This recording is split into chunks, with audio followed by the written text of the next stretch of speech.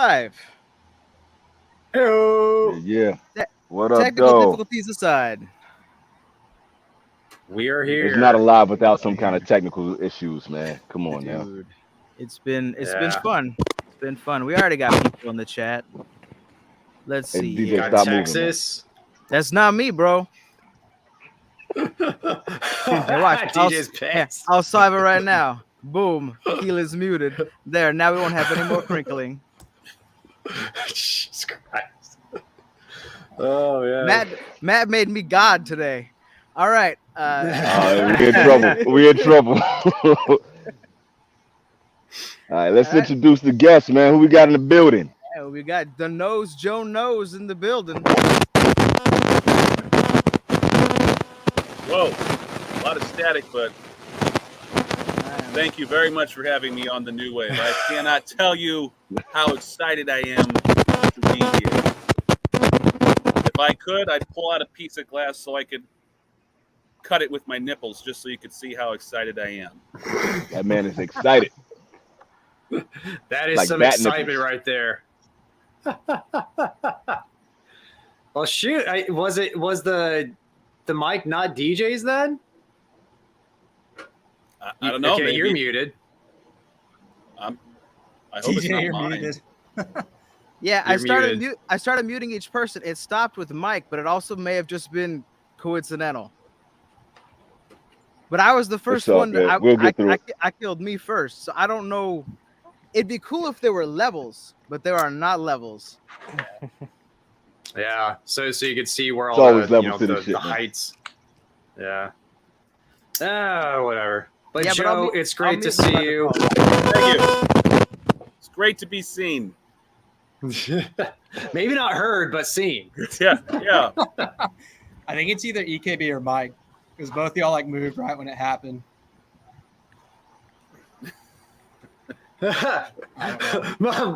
Michael's just saying he's just staying quiet. It's like, it's not me. I mean, if you guys can hear, if you guys can't hear me, let me know. Oh, you're good. or we got you. if my mic is weird.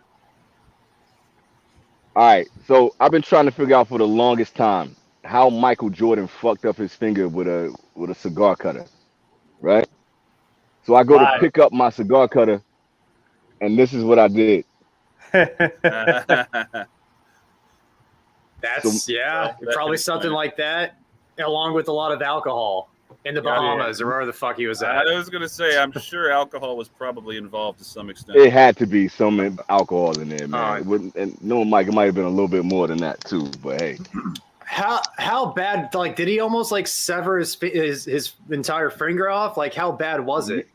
I don't think it was that bad, but like to this day, like when he holds his hand up, his finger is just like pointing in the other direction. Like it was like the tip. pretty fucked up. Yeah, and he went for like a whole season with a big ass bandage on it. Like he won a championship like that. But it's just crazy that he did that shit to his finger, man. I was just like, how the fuck did he do that with a cigar cutter? Like it's the greatest of all time. I'm like, what the fuck was he doing? Not playing basketball. I didn't realize that happened to him. It's amazing dude, how yeah. many cigars a day he would smoke and then go and play basketball. Yeah. And beat 70-year-olds at bingo and rip them off gambling. Yeah. I like the fact that they, whenever they'd be playing out of town, they would have to like talk to each hotel manager and be like, okay, we need a smoking room for Mike. And they're like, well, there's no smoking in this hotel. He's like, well, okay, then we're going to another hotel. They're like, oh, okay. Wait. We'll find one. We'll make one. Yeah. We'll build one. Well, that's fine. We'll do it. But they would always figure a way to let him smoke when he was in the hotels. You're not turning Mike away from the hotel. Like, come on That's now. Michael freaking Jordan, man. All right, Joe. I'm gonna have you pick my first cigar. All right. And these are all from you. Oh, sweet. Nice. Well, I know they're all going to be great then. Yeah. I All right, think I think Monkey. this one. The All right, Mad that's, Monkey. Mad Monkey, that's by Stallone. Okay. We have this De Crossier. Oh, yeah. Isaiah Santana. It's a great cigar. Paul Stulak. Oh, yeah. That's, man, I gave you some good ones. Shit. You're like, shit, man. I'm Why out of all of those. I have more Mad Monkey, but yeah. Oh, yeah. That's by Chico Reba. That's the From Chico. That's a really good cigar. Probably not the best one to start with, though. Is it pretty powerful? Well, it's full flavor. It's not full body though. Have you smoked yet today? Let me just start with that. I had a saber tooth, Okay. the Aroma Craft. Okay, that's a pretty beefy stick. I thought it would be more powerful, but it was definitely pretty. It was like medium plus body. Okay, all right. So which one, Joe? Man, I would go with the DeCrossier. If you're going to, I'm DeCrossier? assuming you probably are going to smoke another one after that. So that would be a good one to start with. Dude, and I haven't had a DeCrossier since like maybe 2015. Yeah. It just are they still made anymore? Yeah, and he's going to be making some new stuff too. I've met the guy a couple of times in person, once at PCA and then another time back in November. The coolest dude. I mean, for the amount of talent that man has as far as blending is concerned, you would like. There's some blenders out there that are pretty full of themselves, right? This guy is not that. This guy is as humble as they come. Humble. And I was really, really happy to have met him because he's a humble talent that just has a plethora of knowledge and just an amazing amount of cigars that the types of cigars he makes are just incredible. It's just small batch. He just doesn't make large quantities. Right. Exactly. Yeah. And look at that cello. Yeah,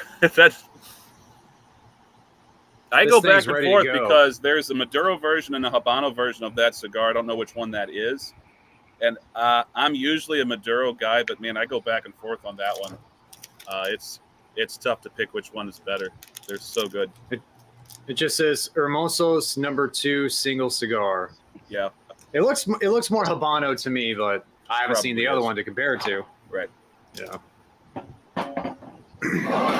Well, I hope you enjoy that. I like DeCrossier. I've been holding on to like all the cigars for a moment, kind of like this, to where where we could hang out and like talk about it, right. as we're smoking. So yeah, it'd be really cool if we could do like just a dual review of the same cigar at some point. I think I should make that happen at some point. Have you on as a guest reviewer, because I'll do that often with people just coming to my place, but. Yeah, we could do that live and just pick a cigar that neither one of us have showcased yet. Between the two of us, that's going to be there's only so many cigars left, but I'm sure we can find a few. Yeah, there's so many fucking cigars out there. Sure. Like I thought like starting the channel, I thought like, oh man, if I do 4 reviews a week, I'm gonna run out at some point, But 2 years in, I'm still like just not even thinking like I'm even close to that. Yeah. Yeah, there's a lot to be enjoyed in this industry, which is a great thing. Absolutely. And I never ending. Just so gratified that the FDA had so much egg on their face after Judge Maida gave that ruling just a few weeks ago. And obviously, other things could happen down the line, but this is such a momentous decision to be made for the cigar industry. So that's just going to make for so many other small companies to start introducing themselves to the world, and there's going to be a lot more cigars out there in the next few years, which is just fantastic. Yeah. Now, so I heard like there's going to be like an appeal, like an immediate appeal. Of course. Yeah. But then again, that's probably going to take like another 5 years or whatever, you know? And it's not particularly likely that the appeal will get through anyway, given the precedents that have already been put forward. So I'm very encouraged by that. For sure. This sounds like some old kick the can down the road shit anyway. So yeah, I mean, that's been kind of the PCA's general strategy up to this point anyway, was to just buy as much time as possible. And the long game, I would assume then, would be, okay, we kick it down the road long enough, cigars become so much part of the culture that it just becomes kind of a losing battle anyway for the FDA to try to push this. So that's the hope. So that's really the reason I started doing the channel in the first place, was just to try to make in my own small way, cigars to be a little bit more normalized. You know, it's not something that should be looked at with stigma. I mean, this is, you know, back in 1910, which isn't all that long ago, 70% of American males smoked cigars. I mean, that was almost everybody smoked cigars if you were a dude in the United States. And now it's less than 3% of adult males in the United States smoke cigars, which is insane. And even fewer are so nerdy about it that they have a freaking channel devoted to it. But I would imagine that the 80s had a lot to do with that, man. in the 90s, The amount of people as far as the decline, the biggest part amount of of people that was just put tobacco down. the expansion of big tobacco with cigarettes. That was the biggest reason. Yeah, I can definitely see that being the shit. Yeah. It reminds me when you said 1910, I was thinking like they probably started out when they were like 12 years old, like those old timey pictures of the 8-year-olds in the factories with like cigarettes in their mouths. It's like, that was Lovely Cigars packaging before they changed it to women. It was children smoking cigars. Right. Nice. Really? Who was that? Lovely Cigars. Who's They that, had DJ? a original box. Well, shit. Okay. that's funny. That's funny. I love those pictures. It's a very different time, obviously. Yeah. We all smoking? I have got. saw I you don't had know the which chart of- character it is, but it's the subterranean. Oh, yeah. Subterranean. Kind of Subterraneo. Subterraneo by AJ, in homage to Joe and Pravada. Nice. What about you? What about you, Keelan? I have this Dunbarton sample. Ah. So it's a 6x48, and to me it tastes like he was kind of going in the same lane as the Tricky Traca, like it's nice and spicy, and it got that same bass line that you get from Mi Querida, but it had like a little curly top on it, so it's kind of interesting, man. I'm just trying to see where it goes.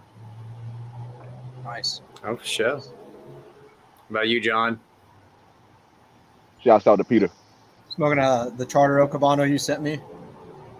Yeah. Nice. Nice. Yeah. Solid smoke, man.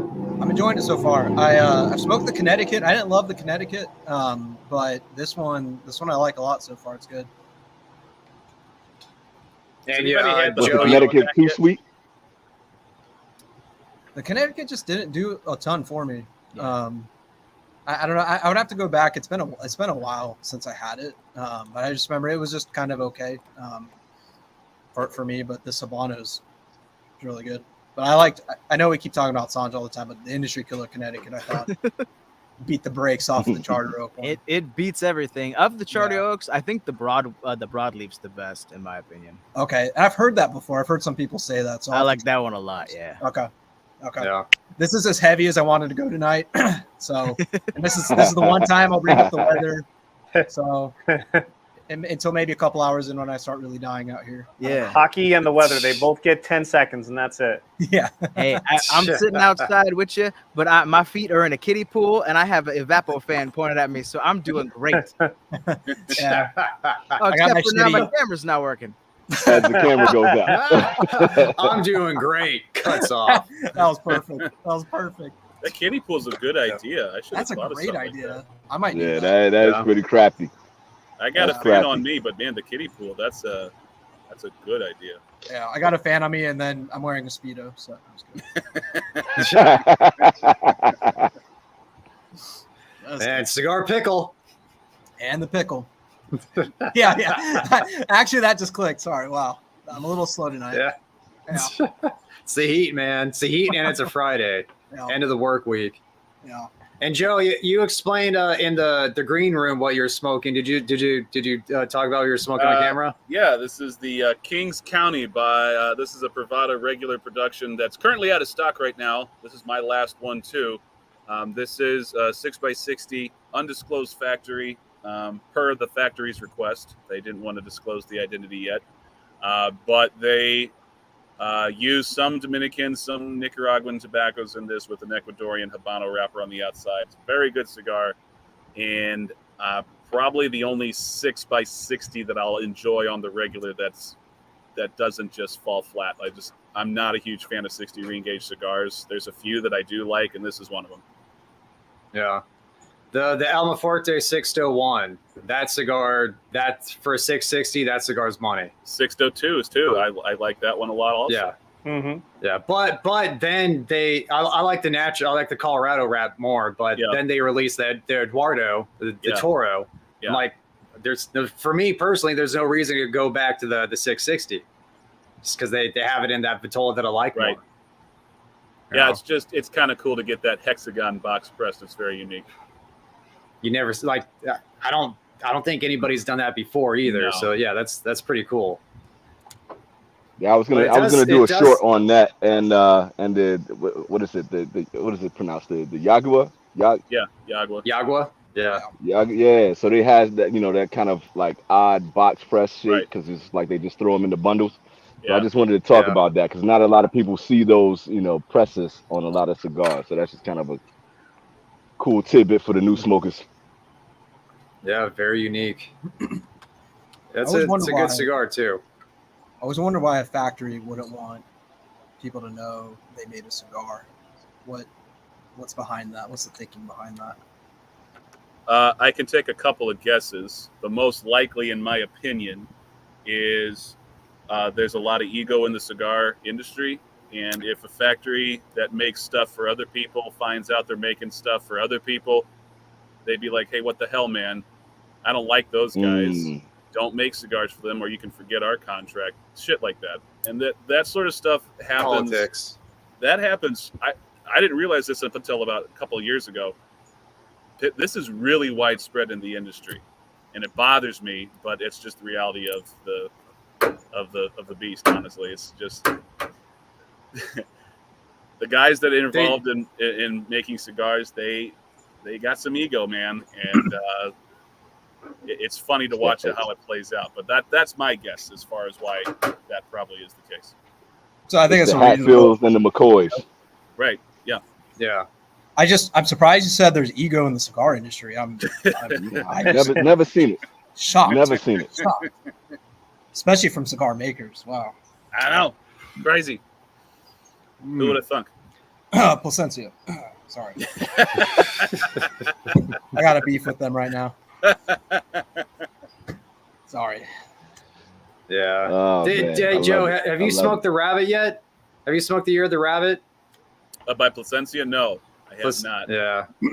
The fucking the wrapper on it's like Bible paper. It's so thin. Right. Like it would be a good cigar if I could smoke it. Mm-hmm. If it didn't fall apart. Now, and all of us but DJ of all people have had issues with it. Interesting. Yeah. And dude, half wheel. All three of their samples, I believe, at least two of them fell apart on them. I got one in the humidor right now. Look like it's been chewed up by a hound dog. Oh, I was gonna say baby that thing. Just don't even touch it. It'll just fall to ashes. That's really odd too, because I mean that's not a cheap cigar. That's exactly $52. Shit. That's the reason I haven't smoked it yet. It's just like I've got other things I got to smoke right now, guys. Sorry. I want to know the margin on that cigar. I want to know the margin, which obviously none of us ever will. But I would probably tell you it's pretty high. Yeah. I'm judging above 20% easily. Yep. Easily. Maybe a tad. Maybe 25%. Maybe. Yes. I'd probably venture guesses closer to 50 myself. But the most expensive thing about this cigar is probably the packaging, and the second thing would be the wrap relief, which is ironic because it's not there. Yeah. It's translucent. Fuck that wrap. You might as well just sell that shit with the binder. They only have like their best rollers making it because they're the only ones that can roll it without tearing the wrapper apart. So True. That's probably why they marked it up, because they probably roll them. Oh, my bad. Sorry about that.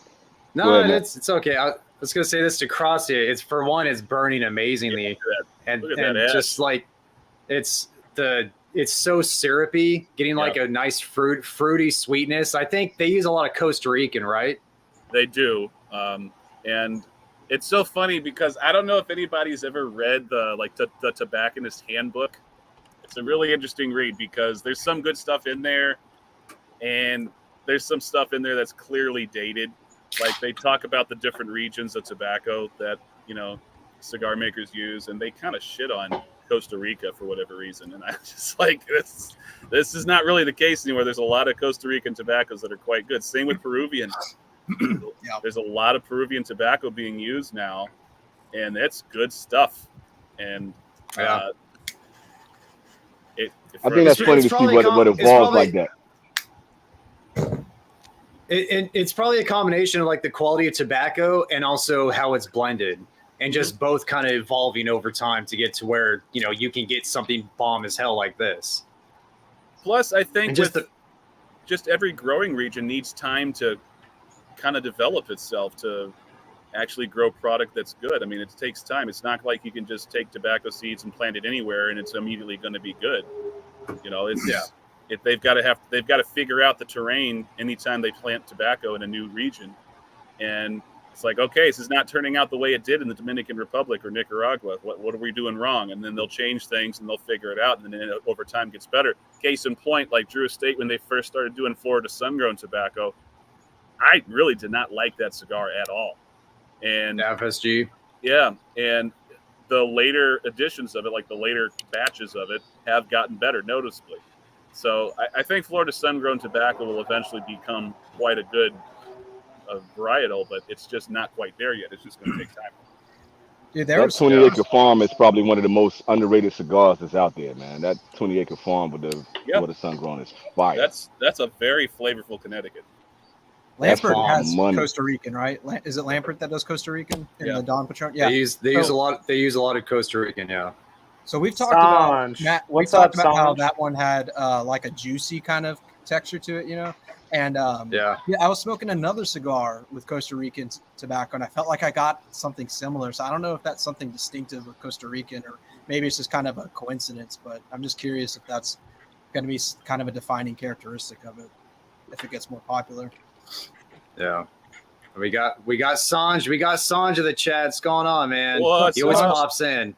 Good to see you, dude. If anybody has a good Sanj impersonation, just send it to masteryourash@gmail.com and we'll play it on the live stream. Well, Joe's good at impersonation, so maybe he could take a shot. Oh, God. I need to listen to more audio. Sanj has a very direct vocabulary. Bring Sanj on and go 5 hours tonight. Oh boy. Oh, you know what would be amazing? What we need to do is we need to do a stream with Joe and Sanj and have Joe do all the flavor descriptors for Sanj's cigar, and then Sanj feed off of that and go back and forth with Joe, because I think that could go at least 5 hours. Yeah, well, it's really cool because Sanj works with a couple of my favorite blenders. Oh, yeah. Chico. He works with Chico and Don Eladio. So, I mean, it's like he's got some good company with him right there, man. Damn good company. Those are two legends right there. And it's so funny because so many people, like even people who are into cigars, probably wouldn't necessarily know who those two guys are. Particularly Chico. Like Don Eladio, because he had the time spent with Davidoff connection. Probably is a little bit more recognizable, but Chico Rivas is like that's an unsung hero in my opinion. He's made so many good blends and they're all bangers. Yeah, agreed. Has he worked for like any company in the past, or has he just always done his own thing? Yeah, he's worked with a lot of companies. Okay. Yeah, I'm just. I've seen his name probably pop up quite a bit, but I don't have the memory to bring up like, oh, he was on this cigar, but I've seen the name pop up numerous times. Yeah. Dental work. I don't know, man. I can't speak to that. I saw that question on Reddit yesterday. Go to Reddit. It might have been him. It depends. Yeah, it's probably him. And it depends on the level of dental work, like the severity of what you had done. Yeah. I mean, having a tooth extracted, I don't know, man. I would probably wait a little bit. Yeah, I'd ask you might want to wait till that heals up, brother. Yeah. Because You can get a dry socket, and any tobacco is going to slow the healing process in your Right. mouth. Yeah. So get a 7x70 or 9x90 asylum. What you got to do is just get that tin Break it in. grizzly long cut, and then just pop that into the other side, and you're good. Get a Woody. Numb that bad boy. The cigar. Do the not, cigar. do not take our advice. Do not take our advice. This is not medical. This is not. We are not doctors. Please consult your dentist ASAP. They'll say just quit smoking. Exactly. That's what they'll say. Really. Yeah. Whew. All right. Well, at this point, I have changed my microphone, my headphone, and my camera. So I better be fucking flawless for the rest of the night. You sound great, buddy. You sound great. It's DJ, excellent. I saw you come back, and you looked so excited because it's like, all right, I got it, and your light was off in your face, dude. You were like, I almost lost it because you looked so hopeful. You were like, I got it, and then you realized all of a sudden your light was off. I was dim. The camera I have plugged in right now, there should be no issues. I gotta go put a lens away real quick, but other than that, I'll be fine because it's just sitting out right now. You sound amazing, brother. You sound great. Everything looks great. Everything looks and sounds great. See, I'm not sophisticated enough to have all this stuff to worry about, so I wish I had all this. Dude, you just all you do is use your phone, right, for microphone and everything. Yeah, and I was gonna get a mic, and then I decided to spend the money on cigars, so I'm gonna get a mic. I'm gonna upgrade, but the struggle is real. The struggle is real. Being a cigar content creator, you have to pick and choose your battles. Imagine that. Yeah. Well, it was at a time when like a bunch of new blends were coming out, and I was trying to, try to stay on top of it. I was like, all right, the mic can wait, but I know I got to get one. So. Yeah. I feel like DJ and Michael's visuals are some of the best I've seen. Like the visual quality of their videos are so good. There you go. Thank you.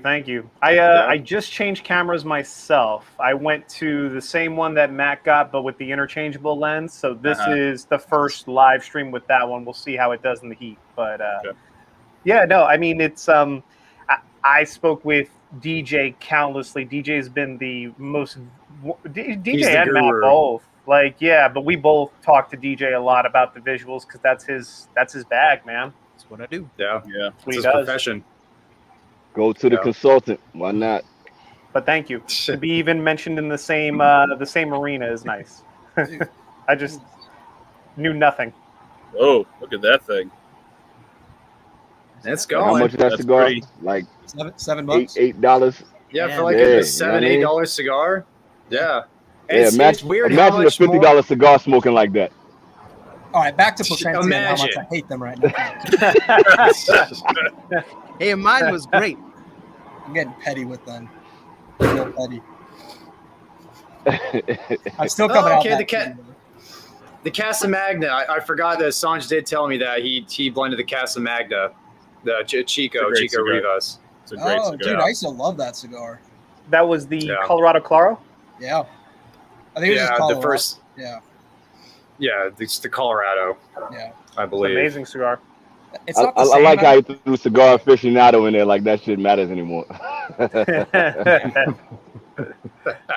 Well, when they won Cigar of the Year that particular year, it mattered a lot more to them back then.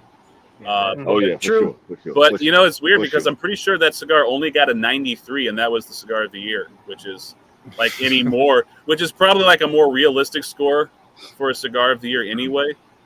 But now they've gotten like so trigger happy with the 98 plus fucking scores now. It's just like, this one was. Don't get me wrong, I love EP Carrillo, and I think their cigars are fantastic. And I thought that the Pledge was a really good cigar. With them too. Mm-hmm. It wasn't no 98 point cigar. Ain't no way, bro. Right. But you know what, though? I think another part of that, too, is that all of Half Wheel's scores are all 93s and 91s and 90s. If it's like a really good score or Cigar of the Year. Yeah. And I think that Cigar Aficionado just saw it as like maybe they're biting our heels a little bit. And what we should do is, put this as a notch above. We got to take this up a notch. because they would only, if memory serves me right, they would only put like 95s and 97s for like Cubans that had 10 years plus of age on them. Right. And it would be like the Cuban corner, and then you would see all the 97s come out, or the 95s or whatever. Even that. Sanj asked, what's the highest rated cigar in CA history? I'd say definitely something in the connoisseur's corner. Yeah, but they don't really make that part of their official list. No, yeah, that's just for shits and giggles, pretty much. I've seen in the connoisseur's corner column, I have seen them rate something a 99 before. For the regular list, I thought it was the pledge. It is the pledge. Yep. Yeah. I think it was the pledge. That was the 98, right? 98. Which is bullshit. Sorry. Yep. Sanj said non-Cuban. It is. Making it hard. The pledge. So Sanj, you got to make the pledge killer now. Yeah. That might be a little on the nose. Yeah, not terribly subtle. What? Sanj has the answer. Yeah, my guess would be the pledge in 98. That would be my guess. Yeah, Yeah, correct. it's the pledge. Yep.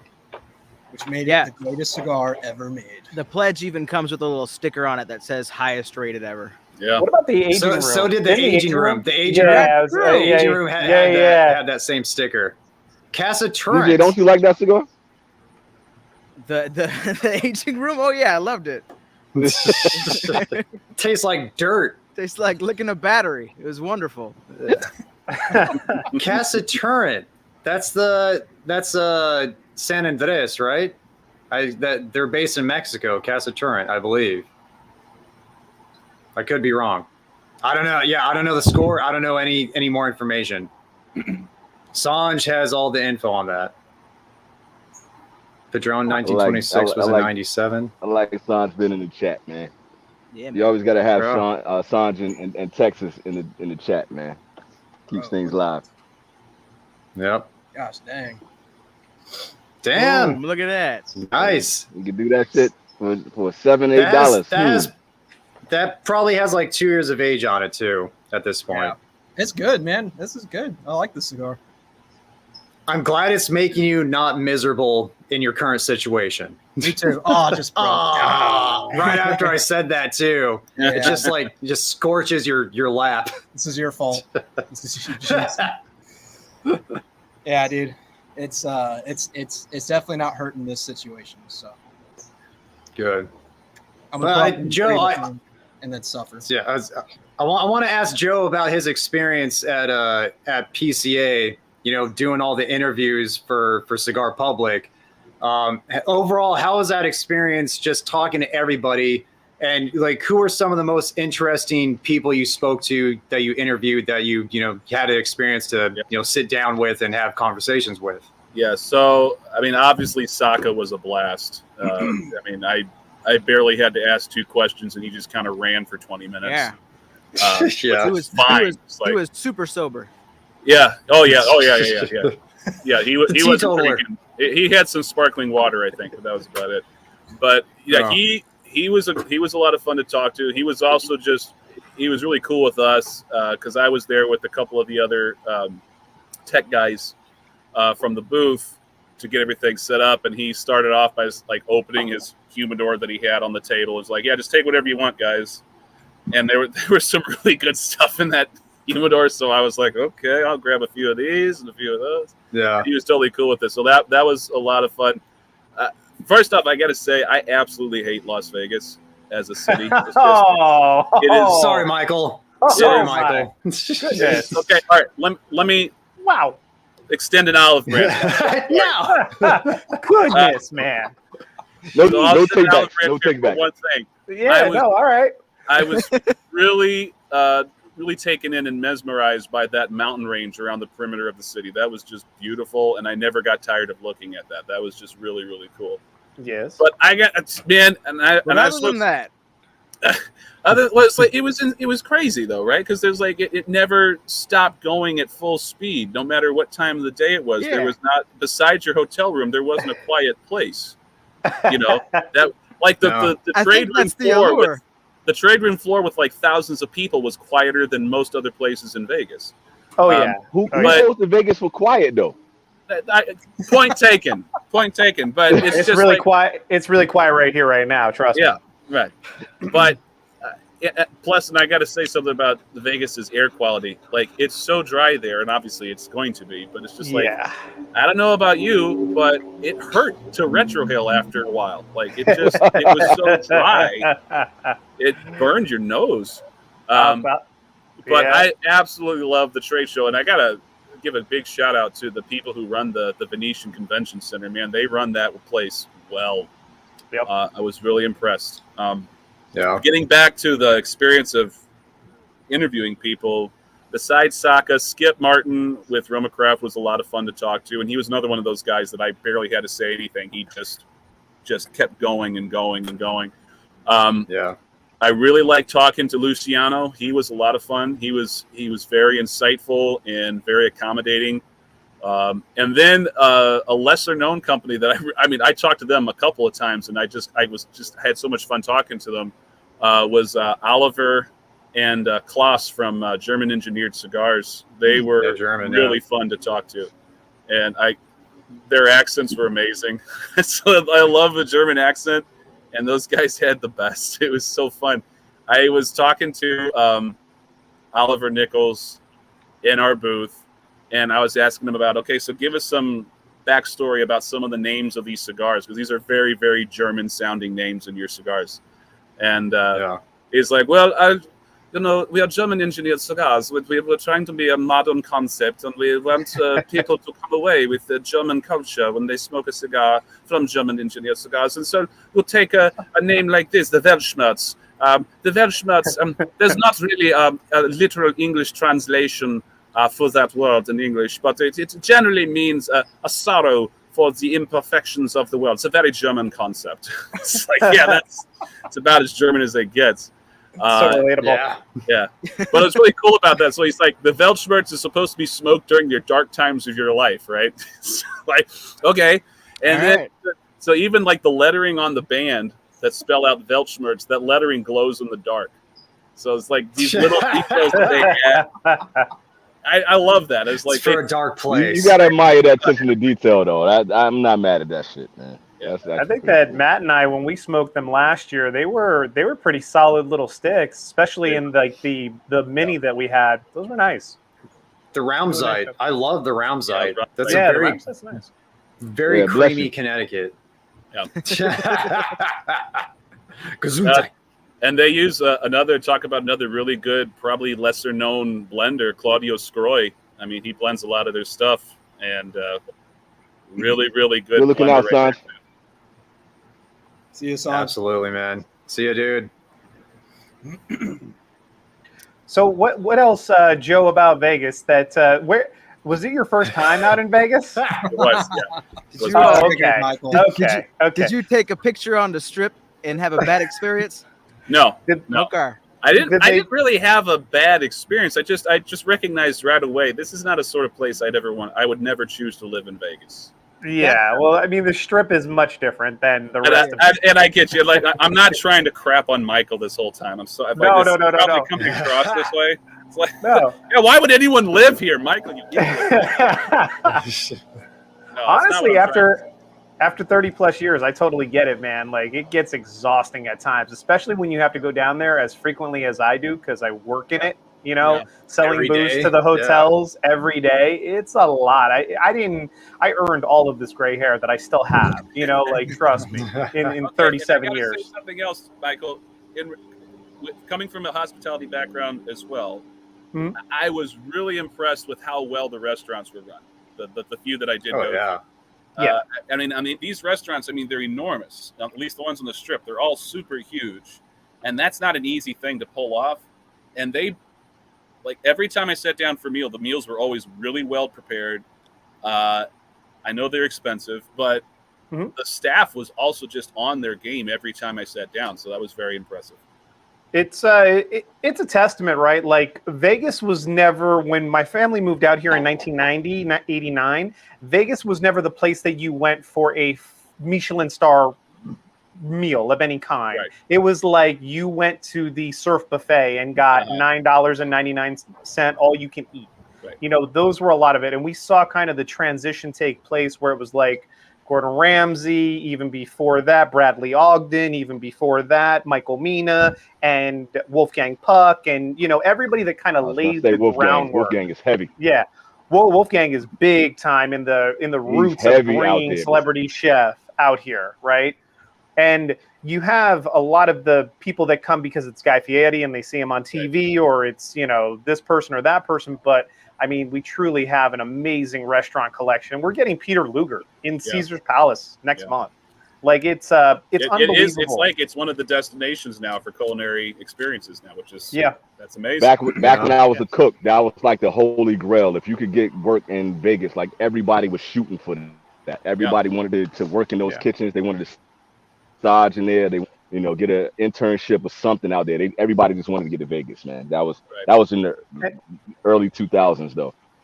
And as far as the hotels go too, I mean, we have more hotel rooms than anywhere else in the world, right? But in addition to that, you know, UNLV has the #1 rated hospitality hotel management program in the country, and has for a long time, because, you know, those people have the opportunity to then go to the Aria, to then go to the Wynn, to then go to these 5-star, 5-diamond resorts. And basically that's their way of working for Gordon Ramsay. That's their way of, you know, working for the celebrity chef that's going to allow them to one day open up their restaurant somewhere. So they can work in any hotel in the world after that. It's true. Did anybody get to talk to Guy Fieri at all while they were at PCA? Nope. Yeah, I couldn't. Wow. I didn't see him. I talked to Eric Espinosa a bunch, but Guy Fieri was harder to get a hold of. Chaz was around there too, right? Right around the And Espinosa booth? at the welcome party on Friday night, I got to do a quick little interview with Chaz. It hasn't gone up yet, but we did do like a 2-minute interview with him, which was awesome. Nice. With all the blemishes there, why would I want to talk to Guy Fieri about tobacco and cigars, man? That's the Bronx last Tale. cat that I'm trying to Chaz Palmieri. Yeah. Oh, Cool dude. okay, yeah. Okay, Yeah. Yeah, Chaz was promoting the Bronx Tale cigar with Epic Cigars. Okay. Anybody had that cigar? I have not. Nope. Epic Plenty usually by Epic. does a lot for Big Smoke, right? Epic's always out for Big Smoke. Yeah. I want to piggyback off of something you were saying though, Joe. Like, what do you guys think about how Luciano has gone right now and their whole brand? It just seems like they were on a trajectory for a minute there, and then after a while, it's just like it tapered off. It seemed like it was so much going on behind the scenes with him and what's the basketball player? Can't think of his name right now. Tiago Splitter. Tiago Splitter. Yeah, they changed the name. They were changing the brand, and it just seems like after that, all of that, because I was digging their cigars for a minute, man. Like back when they were still prime. They've had to kind of go through a little bit of a reinvention period because they had kind of an acrimonious falling out with, I think, the Pichardo factory. And I don't know all the details about that, but it wasn't a good situation. That's the most that I know. So I think it hurt both of them though. Like you don't see Pichardo like that because Pichardo was starting to, crack. Like the Sergeant, like it was so many cigars that they were doing that were like. Pichardo's a good factory. Yeah, the Fiat Lux was fire, and then it's like. It was. Yeah. Pichardo's underrated, and like one of the things I noticed, we've talked about it before, but when Ogener had to switch over to EP, and I love EP. I'm not trying to throw shade, but I felt like the Bosphorus took a hit in its flavor when they switched from Pichardo. I liked the Pichardo blend better. Yeah, I know they changed the blend. Yeah, I know they changed the blend. But I mean, even if they DJ say really like the Aromas, it's not going to be the same. It's a different factory. It can't be the same. Yeah. I mean, it's like I wasn't. It's like you're changing a restaurant. You go to a new kitchen. You got a whole new staff. You think the food's going to be exactly the same? Yeah, but like I felt like they took that cigar in a different direction entirely. Like it got, in my opinion, I got like really like roasted charred notes on the new blend, and it used to be a lot like smoother. And it was a smooth cigar, man. Yeah, I mean, if they have the recipe, it should at least be similar. I haven't smoked either of the bosses, so I don't know. But yeah, that the Aromas was boring as hell. And that's a good point too, Jimmy. If you have the recipe, it shouldn't be the same in theory, but when you got different people making it, it's going to translate different. For Well, sure. they switched to a Habano 2000 wrapper. That was one thing, Yep. and they were like, "We wanted to switch to this," and they said, "quote unquote," to make the blend better. I don't know. Was it broadleaf for San Andreas before? I thought it was Sumatra. I think it was Sumatra before, Sumatra was Maduro, Sumatra. yeah. and then they What switched to Sumatra? Habano 2000. Was it an authentic Okay. Sumatra, like it came from Indonesia? I can't remember. It's probably Ecuadorian Sumatra. I think It's it was- probably Ecuadorian I think it was Sumatra. Ecuadorian. Yeah, which I love. I gotta go. I do, yeah. I gotta go back to my review. I honestly don't remember. Yeah.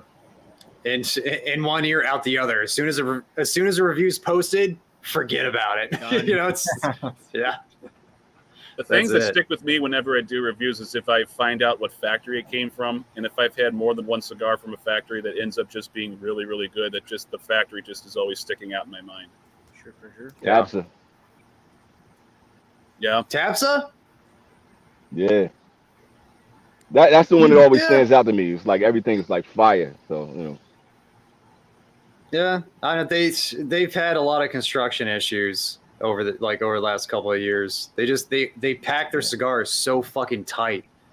At least That's from why my you- experience. Yeah. somebody was asking about the celebrity chefs. So not celebrity chefs, but the celebrities and cigar collabs. It's been a lot more of that recently now. Yeah. With you got Guy Fieri, you got the dude from A Bronx Tale, you got that M81, which is amazing. That's like one of the best cigars that's out there. Everybody should smoke that. Joe, I watched your review. You didn't score that cigar well. You're very nice about it, but it got Well, like I try to be. 70-something, Anytime right? okay, so here's my gig. First of all, I try to avoid cigars that I suspect I'm not going to like anyway, because I'm not crazy about doing reviews if I know most likely they're going to be bad. So I try to stick with cigars that I think are going to be good to start. At least they're going to be good. Sure. Even if they're not great. So there's a lot of cigars I don't even touch because it's like, I know what I'm going to get from that cigar, and I'm not really interested in reviewing it. And I try to tread carefully only because it's like, okay, this is somebody's bread and butter here. And they put a lot of their soul into making it, even if it was shit. So, Yeah. and there's going to be, for example, the M81. I did not care for that cigar. However, and I mentioned this in the review in the last part of the video, I know for a fact there's going to be a huge swath of people who are going to love that stick. Yep. Because there are people out there that just want to be kicked in the teeth every time they smoke a cigar, which, okay, that's fine. That's if that's your thing, great. But it wasn't for me. And that's basically what I said. It wasn't for me. It drew really well, and the construction wasn't awful, but man, the flavor was just, it was not to my palate at all. And it was weird because it was like, I kind of knew that was what it was going to be. As soon as I saw the press release with Jonathan Drew and the way he was talking about it, it's just like, I'm going to hate this. I'm not going to like this cigar at all. And I was right. Yeah. But there's going to be a lot of people who love it, and they do love it. Somebody gonna like it. One of my biggest issues with that cigar, other than it tastes like complete shit, in my opinion. What else was wrong with it besides that? Besides that little detail. One of my other biggest issues with that cigar is like, because of the Metallica connection, it's going to be a lot of people's first cigar. Yeah. You know? Yeah. And that's in my opinion, that cigar is not going to get a lot of people into the hobby. I'm not saying like it's not. It's would they have gotten into the hobby? Yeah, I mean, it shows what kind of taste they have, but still, if it were a better cigar, it could get more people into the hobby. Yes. If it were a better cigar, Yes.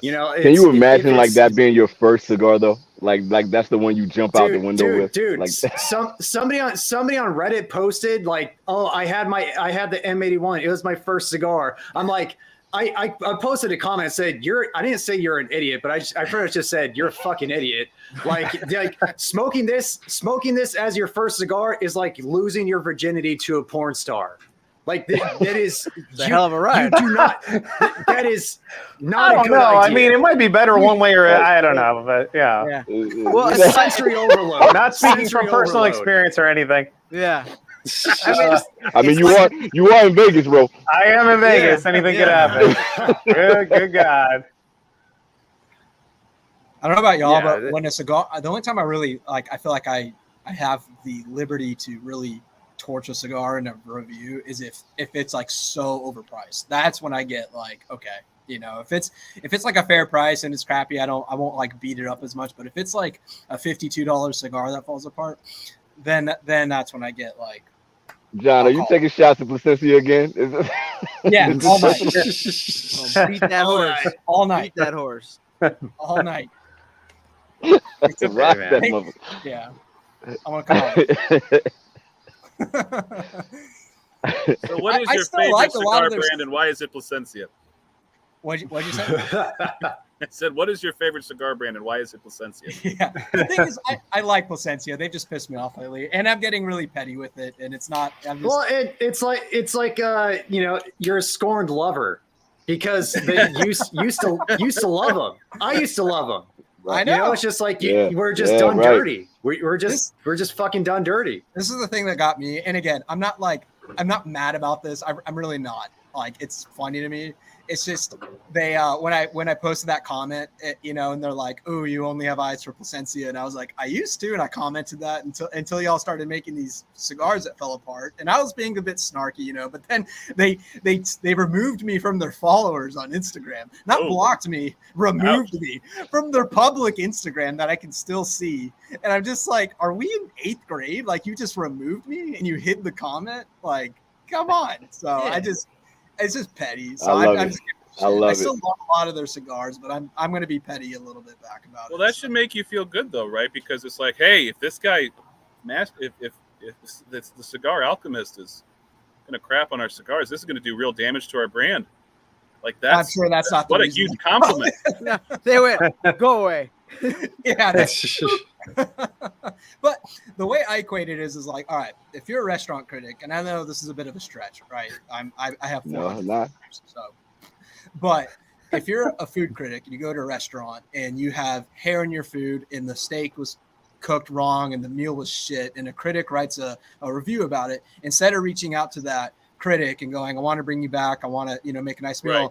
they're going, oh no, never allow him back here again because he shit on our stuff. It's like, you know, it's from a customer experience. It's not pragmatic. It's not a pragmatic approach. Right. And I know I'm It's talking about the cigar industry, so I know, you know, not to expect that kind of thing. But Not everybody's that sensitive, bro. there are Not some brands everybody's that- that Let's say, but then, like, say if you had that kind of experience with the Saka cigar with Dunbarton, the reaction would have been different. And that's what I'm. Oh yeah, same deal. Exactly. Dude, Somebody was talking. I had all Somebody was kinds of talking about that construction- thick Lonsdale. I had all kinds of construction issues with the Bosphorus, the original Pichardo Bosphorus, and I posted it, and I didn't like completely shit on it. I just said this was my experience. And dude, John Huber and Tim Osgood both reached out to me and were like, "Hey, we'll send you some more stuff. Sorry about that. Like, you know, we don't know what happened. Blah blah blah." Sent me like, you know, not a ton, but you know, like 8 cigars, hats, and all that stuff. Wrote a handwritten letter, and it's like, they're pretty big. I mean, they're not Placencia big, but they're not small. So Peter. Placencia is like, Peter- oh, screw you. Peter's trying to get rid of him. Peter, I'll take him. You can send him to me. Man. That's the I'm fine thing. with it. Peter, do not be surprised if he follows through with Peter. Yeah. That's a bad I boy, like- man. I like Placencia cigars. That's a Don't bad send me the motherfucker. Zodiacs. Don't send me the Zodiacs. So I'll burn them.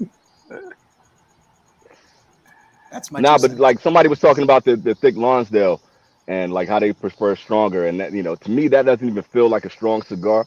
But when I had the issues with that one, Saka was like, "Here, man, I got you. You know, don't worry about that." So not everybody's that sensitive, man. It's just crazy that they reacted that way to you, man.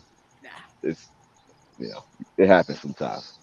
Now, all- Saka didn't give a shit when I tore up the Sin Compromiso. In fact, he sent me some cigars.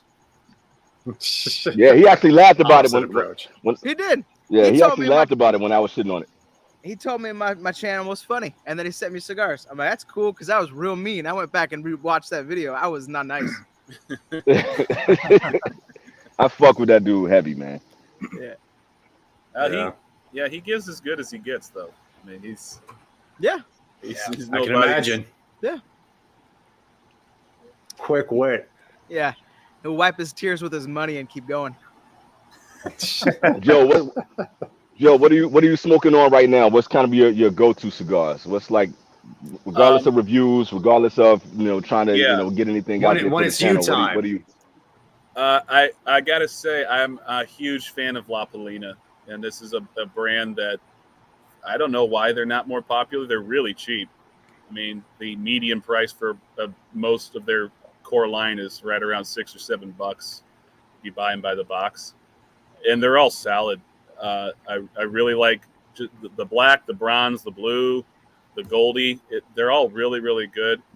And I just bought a box. I'm trying to remember the name of it. I'll look it up real quick. But I bought a box just because it was on clearance, and it was a box of 20 for like $50 before shipping. And I was like, okay. I mean, Plasencia is good. It's made at El Titan de Bronze. I really like that factory. What's the worst it can be? No, these were good. These were really good cigars. So I actually kind of want to review that sometime in the near future, just because it's one of those. Plasencia, or not Plasencia, La Polina does not get enough recognition in my Praise. Yeah. And are all their cigars made at El Titan? At least some of them. I don't know about all of them. I haven't had all of them. I know the Goldie is for sure. Goldie is for sure. But El Titan de Bronze makes a lot of they make a lot for Kyle Gellis. They've made some for Partagas. The Partagas just came out with True Estate. Partagas just came out with well, it's not just came out. The last few years, there was a Lonsdale that was really good, and that came from El Titan. And I'm not a Partagas fan. That's a brand that I actually gave a pretty crappy score to, and it was because you guys were speaking about this earlier. This was an $18 cigar. It was an anniversary. It was a 10th anniversary. Yeah. It was a blue box one. Yeah.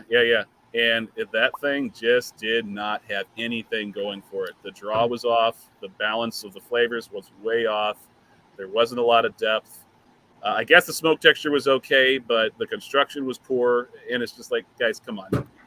They're in this crowded of a market. If you're going to put out a anniversary cigar that's supposed to be a special thing, and it's $17, $18, you got to knock it out of the park. Otherwise, that one had like a Brazilian Cameroon wrapper too, or a binder, like Brazilian Cameroon, something really weird like that. Yeah. And you go into a cigar like that thinking like, oh, it's going to be really interesting, really unique, but it just flatlines. Yeah. Yep. Exactly. That sucks. Is Partagas, are they General Cigar or Altadis? They're general. They're general. They just put out some green thing called the Verde. I think we got that at the show. I think that's Cameroon. Yeah, they sent me another 5-pack in a different size. I don't know. Cool. The show cigars have been like, they're almost not worth smoking because they're so fucked up from being super dry and then super wet in Texas. Yeah. Yeah. They're going through a shock still. Yeah. Yep. That's why I want to review the definition, but I don't want to have it fall apart on me on camera and be like, we're like, this is great, and then it looks like shit. Joe, what was the best cigar you had while at the show? The best cigar I had at the show was by Luciano. It was the E Panda. Did you ever see that one? No. I saw it. I didn't smoke it. Yeah, so he was pretty generous with cigars with us when we were interviewing, so that was cool. But the one I smoked while I was interviewing him, I was almost distracted from the interview because the cigar was so good. And I'm going to have to buy some more to try them out, because that was talk about a unique flavor profile. There were flavors in there that I definitely had not gotten before, and I couldn't put my finger on what they were. I mean, I couldn't pay attention enough to do that properly anyway, but I just remember being struck by how good the cigar was tasting, and it was just really, really well done. The story behind it's pretty cool too. So I'm definitely going to be on the lookout for those and start buying them as soon as I can. The one I just did, the Maria Lucha, was a pretty good cigar. And it did suffer a little bit in the first third or so. The draw was kind of tight. And then, I mean, I didn't do anything to it. It just opened up on its own as I got to about the midway point. Then it was perfect. And Because that was like a Toro size that you smoked, right? they call it a Robusta. It was 5 1/4 by 54. Okay, I think that because it's only come out in one size so far, and Right. that's probably They've expanded it. There's going to be 3 other Vitolas, though. So there's going to be 4 Vitolas in that cigar at some point.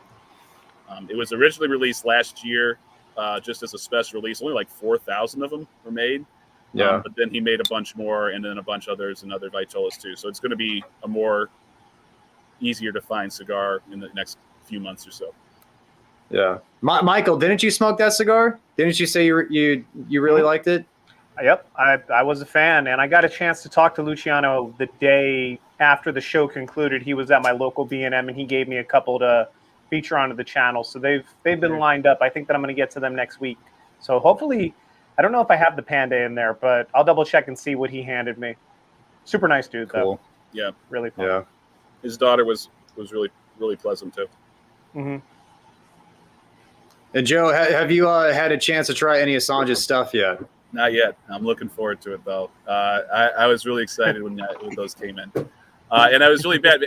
I didn't realize this. You sent me the box, and I opened it. I did the unboxing on the channel, and then after I finished uploading the video, I realized that you sent me like a little paper guide that was on the outside of the box, and I was like, "Oh shit, Yeah. I completely missed that." Oh well. Pretty sure I got all the names correct on this one. Sorry, I was gonna say, did you see how I signed it? I don't remember how you signed it. What did you do? I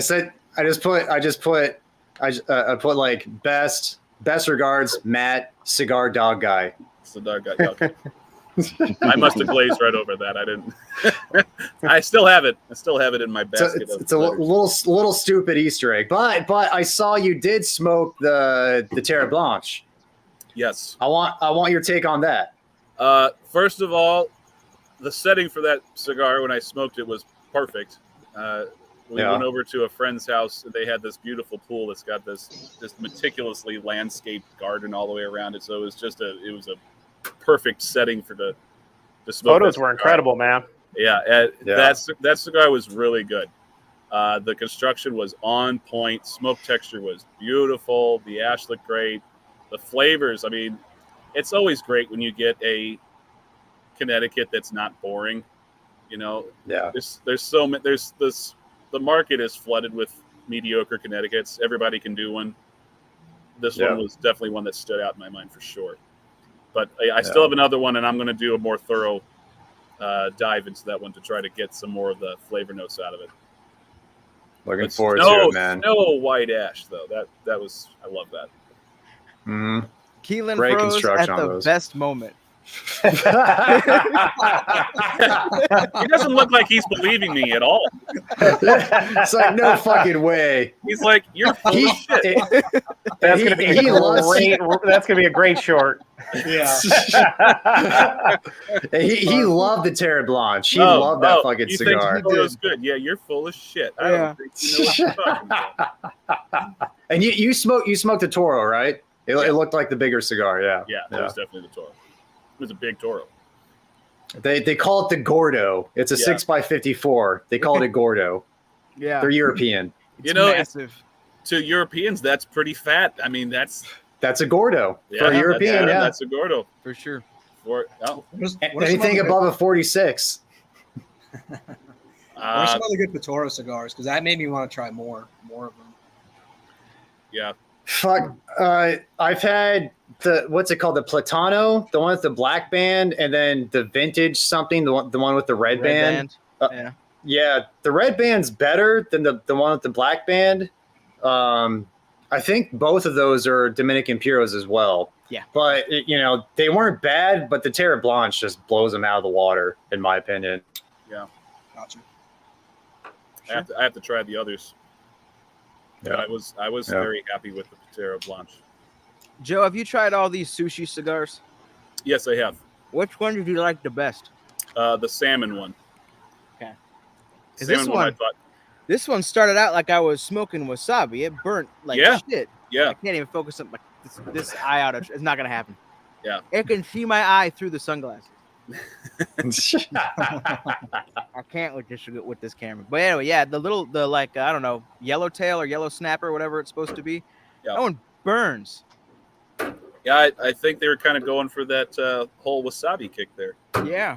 But the salmon one, I know you don't really go in for the whole cold draw thing. I love doing the cold draw because it's like a bonus little bit of flavor you get before you even light the cigar. Yeah, sure.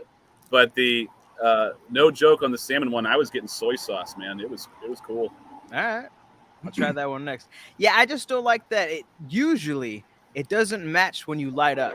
So you No, get it like doesn't. a really nice sweet cigar and you light it up and you're like, damn. Yeah. Go back to before you were on fire. Yeah. Thank you.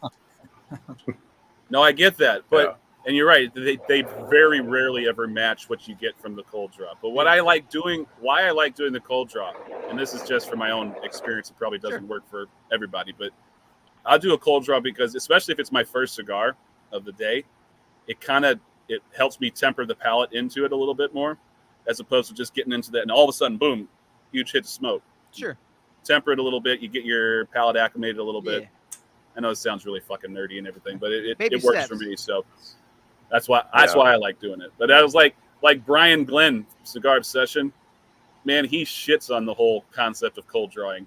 Like, he'll just be like, oh yeah, you could cold draw and start picking up flavors that you're imagining. Yeah, they're not really there. It's like, okay, calm down, Brian. Jeez. Well, that's the thing. You're always every flavor you taste, you're imagining it. Well, because you're not technically, tasting those actual. You're not tasting those notes. It's just what your brain is registering it as. Right. Your brain is trying to make sense of what you're getting, and so it'll land in some weird places sometimes. But that's the reality. Like, it's not. We're not inventing these things. This is what our brain is telling us. They're impressions. Right. They're impressions. Exactly. Hey DJ, can you put up Alex Escobedo's last comment or second to last comment? That one. The worst cigar. I'm interested in all your guys' shit. worst I think cigar it's the last scrolling couple down. months. That's why I couldn't see it. Okay. Like automatically. My bad. Yeah. I thought I was up to date. I'll take this moment to stop shitting on Placencia, choose another brand. But for me, I know I've brought this up in previous lives, but it was the Super Ego from Freud. That was okay.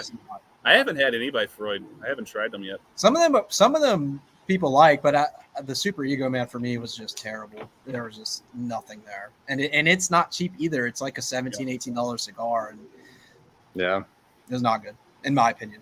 Didn't hit me at all. That's the only one from Freud I haven't had. I've had the Ultra Ego and the Agape. Both were bomb. Both. I mean, the Ultra Ego is also Eladio, right? I think so. I believe it is. Well, I know the Super Ego and the Agape are both Eladio, and in my opinion, they taste like Eladio blended cigars, which is a good thing. Yeah, I've heard the Agape and the Ultra. I know you liked the Ultra Ego. I have nothing against their brand. I just didn't like that cigar, especially for the price. and the price. Yeah, for that's sure. That's the thing. Like I said, if you're going to charge me $18 or $40, then my standards are a little higher. So yeah, and mine's either going to be either way. It's going to be a freaking what do you call it? Oh no, I just had that new Monte Cristo. Yeah. That 1935 Edición Diamante. Almost $23 for a Robusto. No bueno. It's something about my palate. I do not like Ometepe. Like I understand, like it's a unique flavor that blenders like to use here and there. I hate it. I detest that flavor. And every time I see Ometepe in the blend, I'm like, fuck, really? You had to fuck up this. You had a good thing going, but you had to throw Ometepe in there. It's just very minerally. I get lime all the time with that kind of tobacco. I do not like it. It doesn't add anything good to a blend, in my opinion. So that was the last really bad cigar that I had. Before that, there's just Alec Bradley. Black Market, Tempest Natural. Sorry, STG. You liked that new. You liked their new blended Prensado, though, didn't you?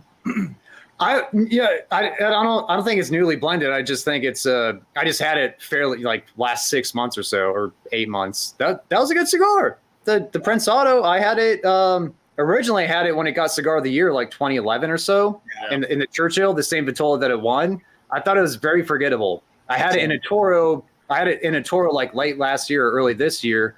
I really liked it. It was a good cigar, but the black market, the Tempest Natural, just not for me. Yeah, I'm a little bit leery of the brands that are being acquired by the corporate giants. It's rare that they come out the other end improved. And it improves. Yeah.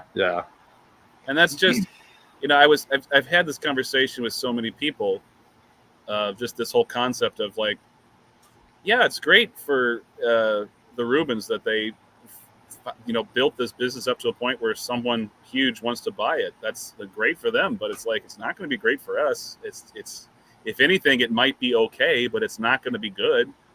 It's not going to get better. Yeah. Well, it more importantly, I feel like it just further makes the cigar industry that much more commoditized as opposed to artisanal. Yeah. And it just becomes a numbers game as opposed to a quality game. And that's just the nature of the beast when you're dealing with great corporate point. entities.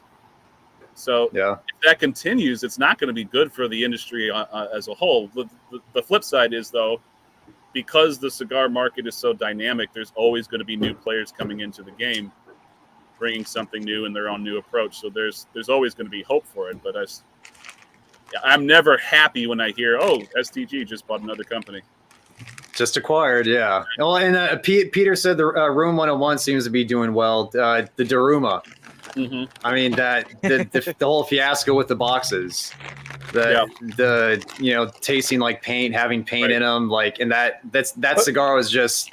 Olive also had that. Olive also had that same issue though with the 135th. Yeah, and they made that cigar for Room 101. Yeah. Yep. Yeah. I have that lined up. I shot the B-roll. That one is also next week, I think, as well. The Daruma. Okay. It's crazy to think, too. I was looking back as I was going through my show notes, and the 2011 release or 2012 release, the last time, the Lancero was like, it was like $8.25, and now they're, what, $12 a stick? I mean, there's factors dealing with inflation too. Obviously. Yeah, 10 years. That's why I love supporting Sanj. Like all the cigars that he has, I don't think he has one over $12. Like, and he has his cigars, like half of them are blended by Eladio Diaz. They come out of his factory. Yeah. Like that's Davidoff quality. And like the Industry Killer, the RS88 Connecticut, that's one of my new favorite cigars. I fucking love that cigar, and it's $7. I'll smoke that another cigar. Company that's gotten me very worried right now is Davidoff. They are not aging well, and it's a real shame because Davidoff used to since Eladio left. Ever since Eladio, and then they parted ways with the Kellners, and man, the Kellners did great work with Davidoff, and ever since they've left, there's been a noticeable downward trend in their quality, at least when it comes to flavor. Case in point, has anybody had any of the Royal releases by Davidoff? Those $80 to $100 cigars. Yeah, and keep in mind, I liked it a lot. It was because the one that they have now is like it has like a blue secondary band, like the regular white Davidoff band, the blue secondary band. The one I had was like, it was a Robusto, Royal released Robusto, but it was like before the bands, like before they became blue. It was just a white secondary band that said like Royal Robusto or something like that. That was fantastic, but that was probably like aged for like 5 to 8 years. Right? It's like bomb cigar. They still do like the chef's editions, and I've had a couple of chef editions from like 2015, and man, those things were amazing. And the later chef editions, it's like, what's going on? Yeah. This is this is disappointing. And Yeah. it's like, okay, if this was maybe a $10 cigar, I wouldn't be so upset about it. But it's not. It's from Davidoff. It's like at least $30 at Yeah. least. At least. You've got to. I don't know. I don't know what's going on. It worries me because it's like that's a legacy that shouldn't be left to go to the toilet so quickly. But I don't know. I hope they can turn it around. I'm trying to meet the chefs that are making that cigar. I don't know what the hell they're tasting. Yeah, if you buy the box, which it's fucking, I want to buy a box of those, but they have like little pamphlet with all the chefs and everything on it. All But right. this DeCrosse is bomb, Joe. Thank you. This I'm thing glad you freaking liked rocks. I really like that cigar. So serious. This is probably the best DeCrosse I've had, and this it's just so syrupy, like so much of that like papaya kind of mango, tropical fruit sweetness. Floral spice through the retrohale, not too much. Very good. Yeah, he makes good stuff. So what's the best cigar you smoked this week? Well, mine's kind of biased because I loaded up a big one this week for tomorrow. Oh shit! Yeah. Yeah. Can we say? Did you want to keep it on the DM? No. Tomorrow, I don't know what time. I'm hoping that as soon as we get done here, I can finish it up because I did get a little long-winded when I was gushing about it. But the Cohiba Bahiki 54, that's coming out tomorrow. Wow. First release, right? Oh yeah. The original box from 2010? Yeah, 2010 was when they were released. Wow. Yep. 13 years. I only had 2 left. One of them was kind of tattered, so I start with like the really nice one and all the visuals, and then I'm like, yeah, we're gonna smoke this one though because it's a little beat up, and if it goes to shit, at least we have a backup. There you go. Yeah. And you still have one to save for extremely special occasion. Yeah. That's dope, dude. I'll tell you what, 13 years and that thing still smokes like a champ. Yeah, I've had hit and miss experiences with cigars that are aged that long. So whenever you get one that still tastes that good after a decade, that's impressive. Same, man. Cubans, Same. Man. It was weird because, like the first third, I could kind of see it like struggling a little bit. It was like a wine getting ready to open up, and then like you hit that point where it's ready to go, the combustion, everything's kind of heated. The oils are starting to get like more active in the blend. And it's just like, boom, here we go. Yeah.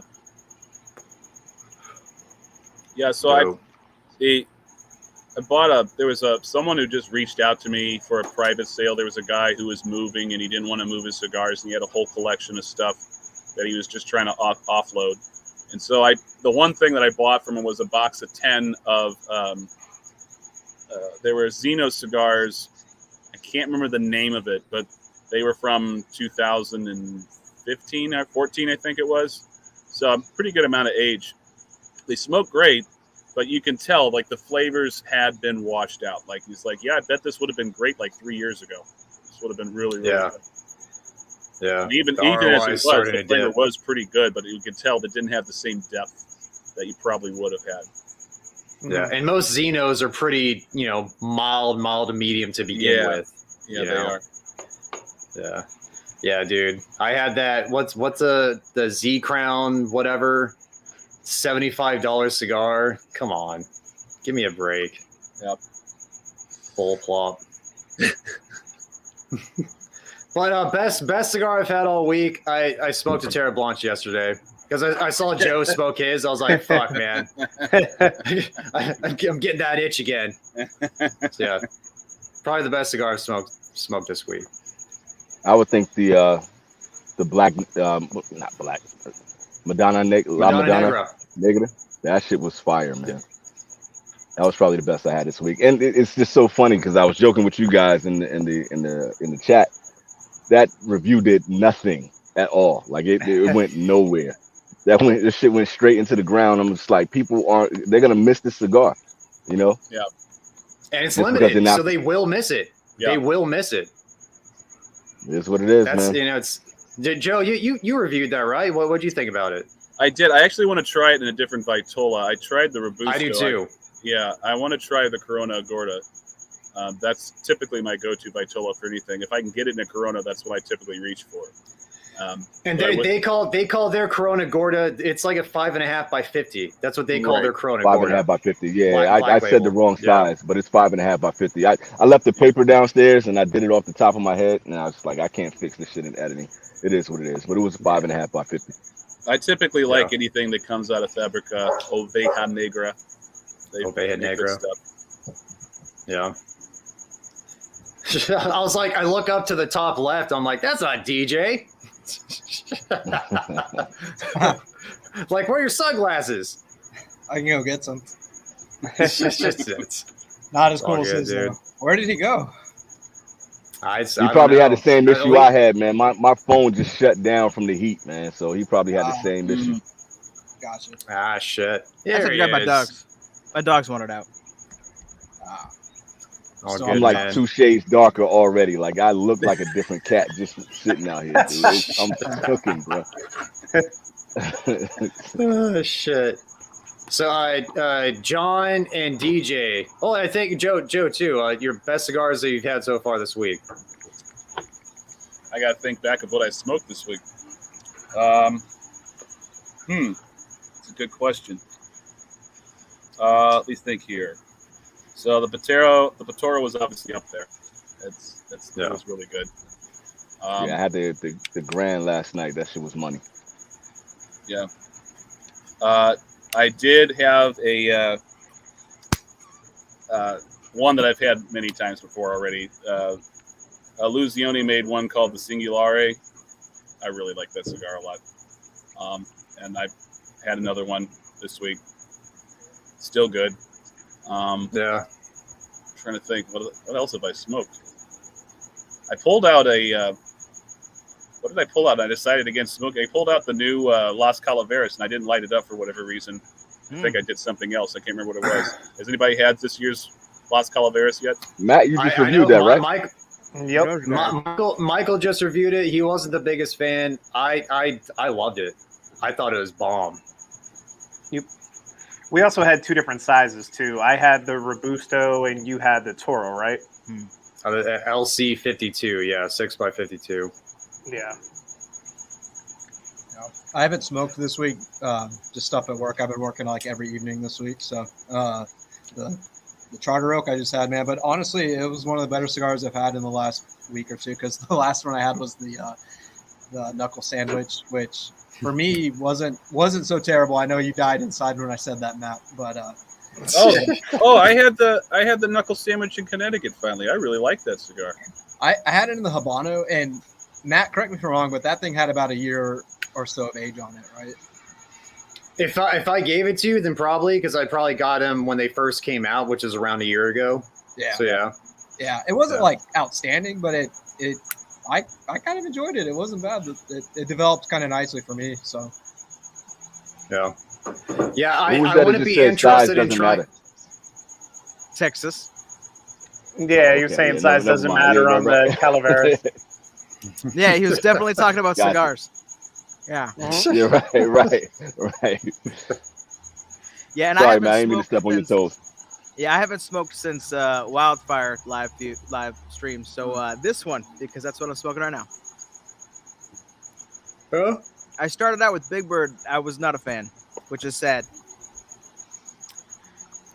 Hi, Or bird. sorry, Yellow Bird. My bad. Don't get Joe in trouble, man. You know that's his team, man. You can't get him in trouble for it. Hey, this one's fine. I was just disappointed. It was Aladino. It sounded good. I was boring. Aladino's usually really good. I know, right? Yeah, exactly. Yeah. Right. I like the Can't win Aroma them all. stuff. They usually make really good stuff. Yeah, I got that. I know Peter, he was raving about that Cameroon limited edition that came out. And so I grabbed a couple of those to try. Which I'm guessing Have is you smoked using it yet? the Honduran. They haven't come in yet. Okay, gotcha. So, Gotcha. yeah. Good Thanks, to hear. Justin. Appreciate that, Justin. Good looking out, homie. Thank you, Yeah, I Justin. appreciate it, man. Thank you, brother. And What's this Master Pans in the chat. And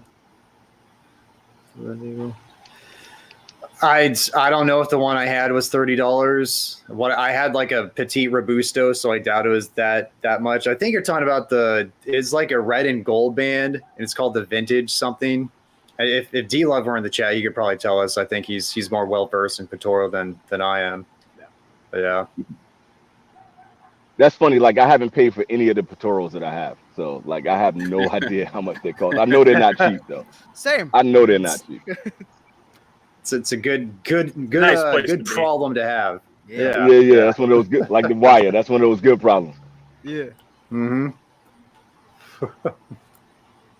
Whew.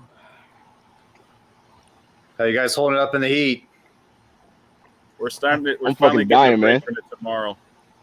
It's all about the kiddie pool, man. I'm doing great. I look like a piece of onyx out this motherfucker. There's a cigar named after you, Keelan. What, black and shiny? What, is that what it's called? Well, there's an Onyx. I think it's a No, I whole know, general it's brand. Yeah. Yeah, Salon, I got one in there. Do they still make that? I haven't smoked that shit in a while. Yeah. I haven't smoked one in a while. I got think a they couple. Man, do. Yeah, I think that's the one. That's the one. The other That's it, gentleman was Peter. talking about, Peter. Yeah. Yeah, that's the one with the red band, not the regular red band. It's the one with the red and gold up there. It's a really nice one, man. It's really good. Exactly. Then it's aged, I think. It's a damn good cigar. No, dude, What's it? Texas. Why put M81 in there? For fun. For M81 for fun. For shits and giggles. The Casa 1910 is a good start. I love Casa. Yeah, Casa I'd go. 1910. I'd go. I Casa. fuck with those heavy, Those. man. Yeah. Go with I fuck with those heavy. the Lucero though. Go with that one. Yeah, black and mild all the way. That's right. that's Wait, all I hold on. got. The Onyx is only a Connecticut broadleaf wrapper? Is that true? I believe they did like a Nicaragua bold on it. Yeah. Like that. And I think it was an AJ cigar. Yeah, that's your boy. Wow. Yeah. Yeah. I honestly don't even remember what that cigar tastes like, man. It's probably been a year or two since I've had that cigar. It's been sitting been a in the minute. humidor. It's like It's been a Yeah, while. I don't One of my think I'm lighting it first up anytime one of my first favorite cigars was the Man of War Ruination. When those first Yeah. came out, Yeah. fucking great. Love Those that are cigar. fucking Good. fantastic. Sorry, Keelan. Sorry. But yeah, I know. when those first came out, like before they changed the band, they just had like a secondary foot band. Those are so money. They've changed over the years, but when those first came out, holy crap, those are good. Another one I'll with take that your word for it. used to be really, really good. I used to smoke a lot of Diesel. The old Diesel. Unholy Wicked. Cocktail. The Wickeds. The Wickeds, yeah. Yeah, I really like the Wickeds a lot. It's John. John, maybe you should have smoked that cigar. Maybe I should have. I was joking about smoking that one tonight because it's still like 98 degrees out here. So, yeah, I have one that this guy, he said he had aged it like 2 or 3 years, which I don't know if it's going to make that much of a difference on that cigar, but I'm curious. Yeah.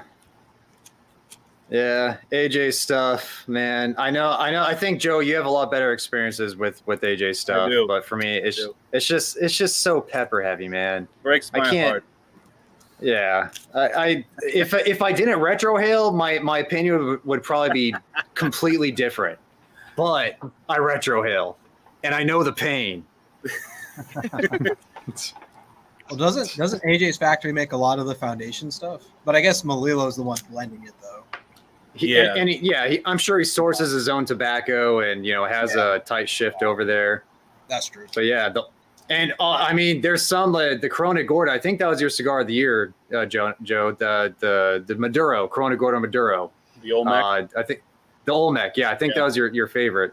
That thing is fucking good, but it is peppery, especially at the start. That's a peppery ass cigar.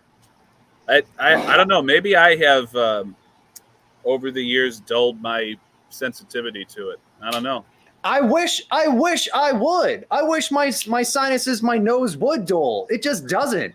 You got to do So what you're fun saying, and just what you're roast saying is your nose is a big candy ass. Is what you're telling me? Is what I'm thinking. Yeah, I'm a wuss. I'm a fucking pussy.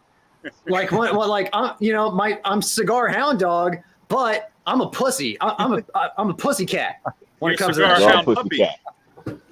Yeah, cigar hound puppy. Yeah. When I smoke AJ, that's what I turn into. Well, do you like Southern Draw stuff? I like Southern Draw. I like the Johnny Tobacconaut, the Figurado that came out last year. I really like that, or 2021. Really like that cigar too. AJ. Yep. Yeah. Have you had the Dorado yet? I have, and I didn't hate it. High praise. There, right there. Right. Have you had it yet, Keelan? I still this is sitting in the dry box waiting, man. I still haven't had it. I need to review it. That's what it's waiting for. Keelan, what happened with any updates with that situation with the cigars that were at your wife's shop? Any update with that? No, she hasn't given any feedback on that, man. I don't know what they're doing with it. So I guess they're keeping the cigars now that they know that if it's a yellow cellophane, it's actually a good thing. So. Yeah, we're gonna see. I'll give you guys the feedback on that. Should have told them to throw them away. That means they're all bad, these man. That means they've gone bad. All these expired cigars. I was trying. For anybody that doesn't know what happened, I'll try to make this quick. So my wife works for a department store with the Navy. So they did inventory. They did all the stuff they were supposed to do, and they left a box of cigars that was in the back. It was $3,000 worth of cigars that they just left in the back, and they just found it like maybe 2 or 3 days ago from somewhere like last September in 2022. So they found these cigars and they were like, "Man, we don't know what to do with these cigars. That should we just throw them out? They're trash." And so they go through the cigars and they're like, "Look, all this, the cellophane is yellow on this. Like, what do we do? They got to be ruined." And before that, my wife was like, my husband is in the cigars. Let me check with him first. So we were like at the kids' swim lesson. She was like, "We just found $3,000 worth of cigars. I don't know what to do with them." And I'm just like, "Are they moldy?" And she's like, No. But the cellophane on it is really yellow. I think we should get rid of them. I was like, "I got it. Just give them to me. We can just get rid of them. We'll take them out the back." She was like, "You're trying to get me fired." So I was like, "Nah, really, they're cool. Just put them in the humidor, let them get settled, let them, get to the right temperature, and give them some time, maybe a few weeks or so. They'll be good to go." So somebody on the Navy base is gonna get some real dope ass cigars. I'm sure they got like some lobby Jews and something like that. But what's all in there? I think they got saved. What brands and what cigars are in there? Whoever is ordering these cigars is just like, it's a shit ton of like New World AJ Fernandez. They always have La Bijou. They always have the Camachos, like the Corojos and the Criollos. And they have like the Cuban rounds. Yeah. They have the Cuban rounds in there. So it's not like it's going to be like some like real banging ass cigars. But I mean, if you're into My Father, or if you're into Camacho, then you'll be good to go. Nice. Yeah. For sure. They saw that yellow plastic. They was like, "It's yellow on the plastic. Like, what do we do?" They were panicking. They were losing their shit. So. Like, they're diseased. You got to get rid of them now. right. We're gonna lose $3,000, and like they were in a full panic. Yeah. Cigars have hepatitis. Yeah. What's crazy is like the way these companies work when they do this shit. They really will just discard them. Like they had an issue with the PS5s. Like it was a leak in the roof, and it was raining in the back, so it was like a shit ton of water coming in, and they just took hammers to them, bam, bam, and toss them. They just get rid of them, and they just mark them off. And they were gonna do the same thing with the cigars. They just smash them up and toss them. I was like, "Yo, do not do that. Let's just send that shit out the back." Yeah. Holla at your boy. I remember shortly when the Xbox first came out, I was working at Best Buy at the time, and we had them. You had to get on top of the ladder, get them down from inventory and stuff. And I remember all the open box ones had been bought, so I accidentally sent one down the ladder in a very, rude manner. We had another open box, so we got an extra discount on that. Sometimes it happens, man. You never know what happens in the warehouse. So That's it. things happen. They were still selling the open boxes for like $450 though. So Yeah, it was a grip. Can you find a PS5 easily now? Is it possible to walk into a store and get one? Yeah. They stopped doing that bullshit now because they made all the money they wanted to make. What a train wreck that was. What a train wreck. That's so fucked, dude. Yeah, the biggest reason I got the Xbox over the PS5 is because I could get the Xbox, right, and not have to pay over MSRP for it. Yeah. Yeah. No, I was at Costco this afternoon when I got finished with the job today, and man, they had the big stand. You could just grab the card, go to checkout, grab your PS5. Yeah. How much are they running now? I think still 500, right? $5.99, but that might have been a bundle. I'm not sure. Okay. Yeah, if it was Costco, probably a bundle. Yeah. Yeah. Yeah, it's still in the $500 range. Something. Yeah. Random cigar question. What are you guys thinking about getting the hay flavor in cigars? Do you like that, or is it just like kind of mediocre? What you think? I like it. I like if it's part of something else. If it's complimentary. Yeah. If it's complimentary. Yeah. I'm gonna throw up Justin's question, then let my dogs back in.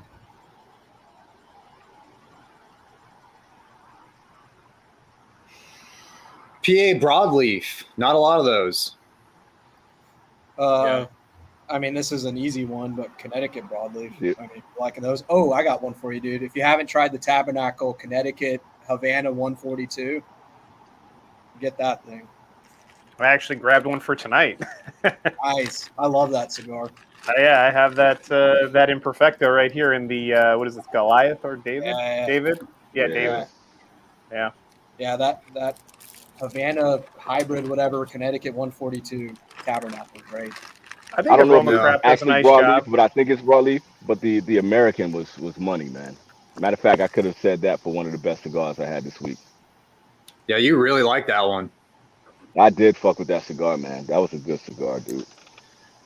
Do y'all? That's probably one of the best cigars JC Newman's come out with in a long time.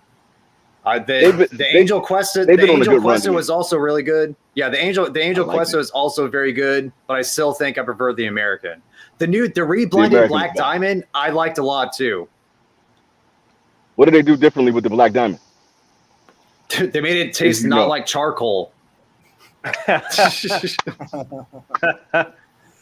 Like the Black Diamond, the original one, I just got dirt and charcoal off of that cigar. There was nothing special. But this one, the reblended one, just tastes a lot more. There's more going on. It's sweet.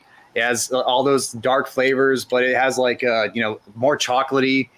It's a lot better, in my opinion. Nice. You know who blended that? Do you know? Did they give any? It's a Fuente cigar. It's a Fuente cigar.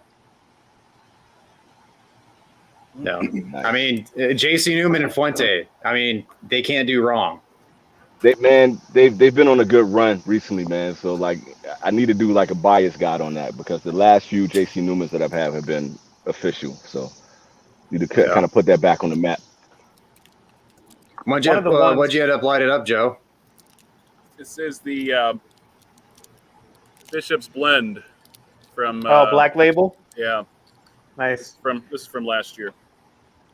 I think that Joe and I both have reviews on it, but one of the PA broadleafs that I really like, at least I think that it's PA broadleaf in the filler, is from Roma Craft, the Neanderthal. Yeah, Neanderthal's. I thoroughly enjoy that stick. You love that cigar. I really like that stick. And I hope they make more of them. Is the Baca. The Baca I thought was a really interesting cigar. The Cameroon. I know I say this all the time, man. I stayed away from that brand, man. I need to try them out, man. Especially after like how much you've been talking about, Michael. Matt, I know that you Yeah, smoked Michael, the Sabertooth, bro. What can you tell us from that you don't want to spoil too much? No, it was a really good cigar. It just like most cigars, it shat out in the final third.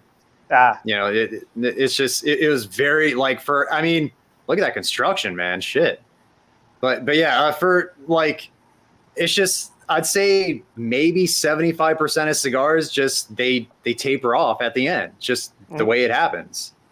You know, it was very good, and it was for like, you know, barber poles get a bad rap because it's a barber pole. They look gimmicky, but there's a lot of barber poles out there that are fucking Yeah. great. Yep. oh yeah. I gotta kind of shed my bias on that. Like it's rare you guys ever see me with the barber pole, man. I'm just looking at them like I just don't need a Yeah. gimmick. I don't want to pay for They're it. good, man. So I gotta get beyond that. They look gimmicky. I gotta They get look beyond that. gimmicky, and they Look tend to burn gimmicky, like but shit. Also, yeah, that was what I was going to say. Is because they have different combustion levels because of dual wrappers, they end up burning all kinds of weird. I'm smoking one right Yep. now. It's not really a barber Oh, pole dude. necessarily, but you know, it's No, close. that's a barber pole. It's a dual Yeah. wrap. It's a dual It's a wrap dual cigar. wrap. And dude, Dual that wrap. cigar's money. I was Yeah. blown away by how much I like that Cavalier's cigar. on fire, man. yeah, Cavalier's man. The on fire. Prospector. Prospector. Yeah. That's a I bomb really cigar. dig Cavalier. That Faro that I had earlier this week, man, is one of those cigars that at the end, when you get into the final third of it, it turns up a notch, man. And I love when a cigar does that. That is always gonna get high marks from me when that shit happens, man. Yeah. Yeah, I just spoke about this. How so many cigars tend to be the least impressive in the back third, almost every time.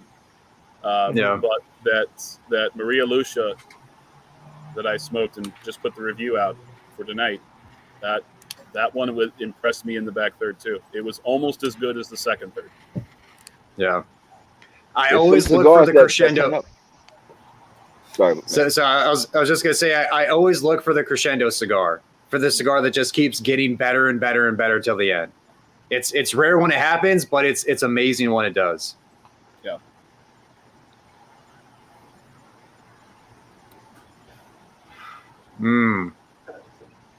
But this industry killer RS88 Connecticut, bomb. And Nicaraguan Connecticut wrapper, which you Wow. rarely see. You know, it's Yeah. not something you see very often. Type it in the chat for you so that you can see the spelling on it, Mike. But it Yeah, is the Prospector.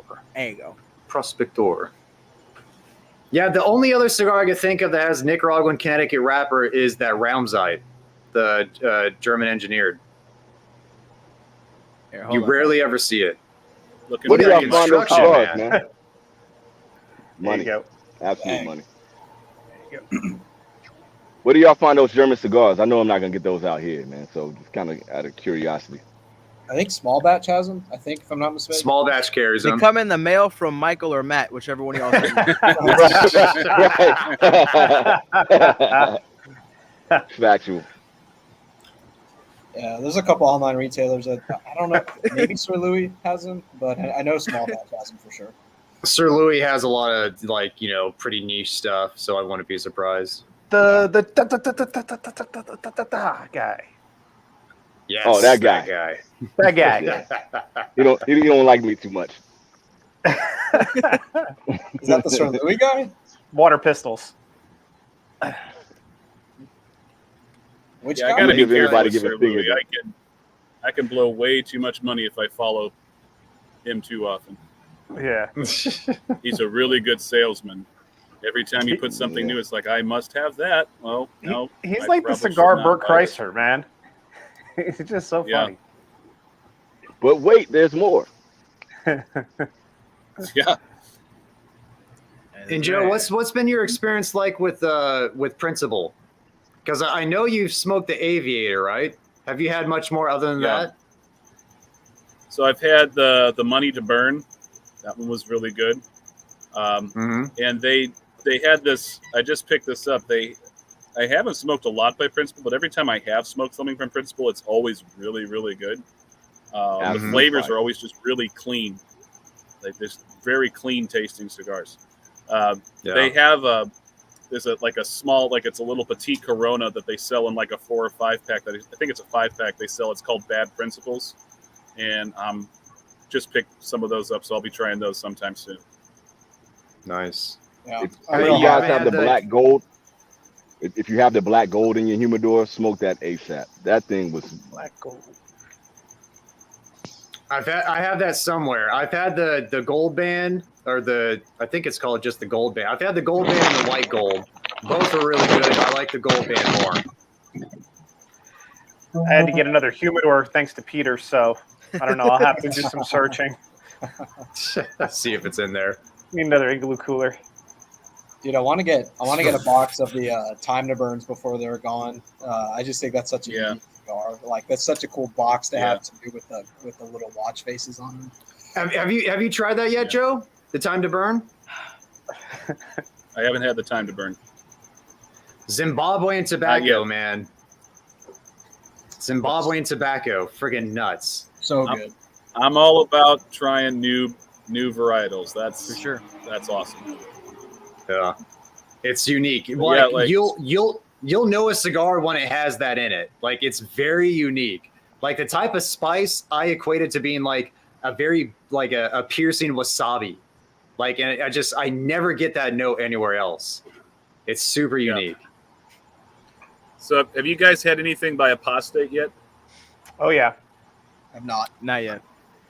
I've had their fucking Candela. Out of all the cigars, I've had their Candela. So you've had the Feathered Serpent. The Feathered Serpent. It was a Candela. And I had the Deseret. It was a Candela. Deseret I really enjoyed. Deseret's nice. Yeah, I really enjoyed that one. So I've been following. I like it when they have these new. Plus, I like Hoshi Blanco as a blender. That they get all their stuff blended at Tabacalera Palma. So Palma, yeah. I like that factory, but I also just like it when you get these new upstarts making big splashes like that, and just the fact that they're operating out of Utah, where it's virtually impossible to make money on cigars anyway, is amazing. For sure. They're nice But guys too. Yeah, and I love what Principal's doing. I really have been really impressed by Lampert lately. Lampert's just been Oh yeah. knocking it out of the park. We had Vlad on the channel a couple of months ago and smoked some Lamperts. It was good stuff. As a matter of fact, also in my bag tonight, I have another Ocean Breeze from Lampert. Nice. There we go. What's been your favorite Lampert so far, Joe?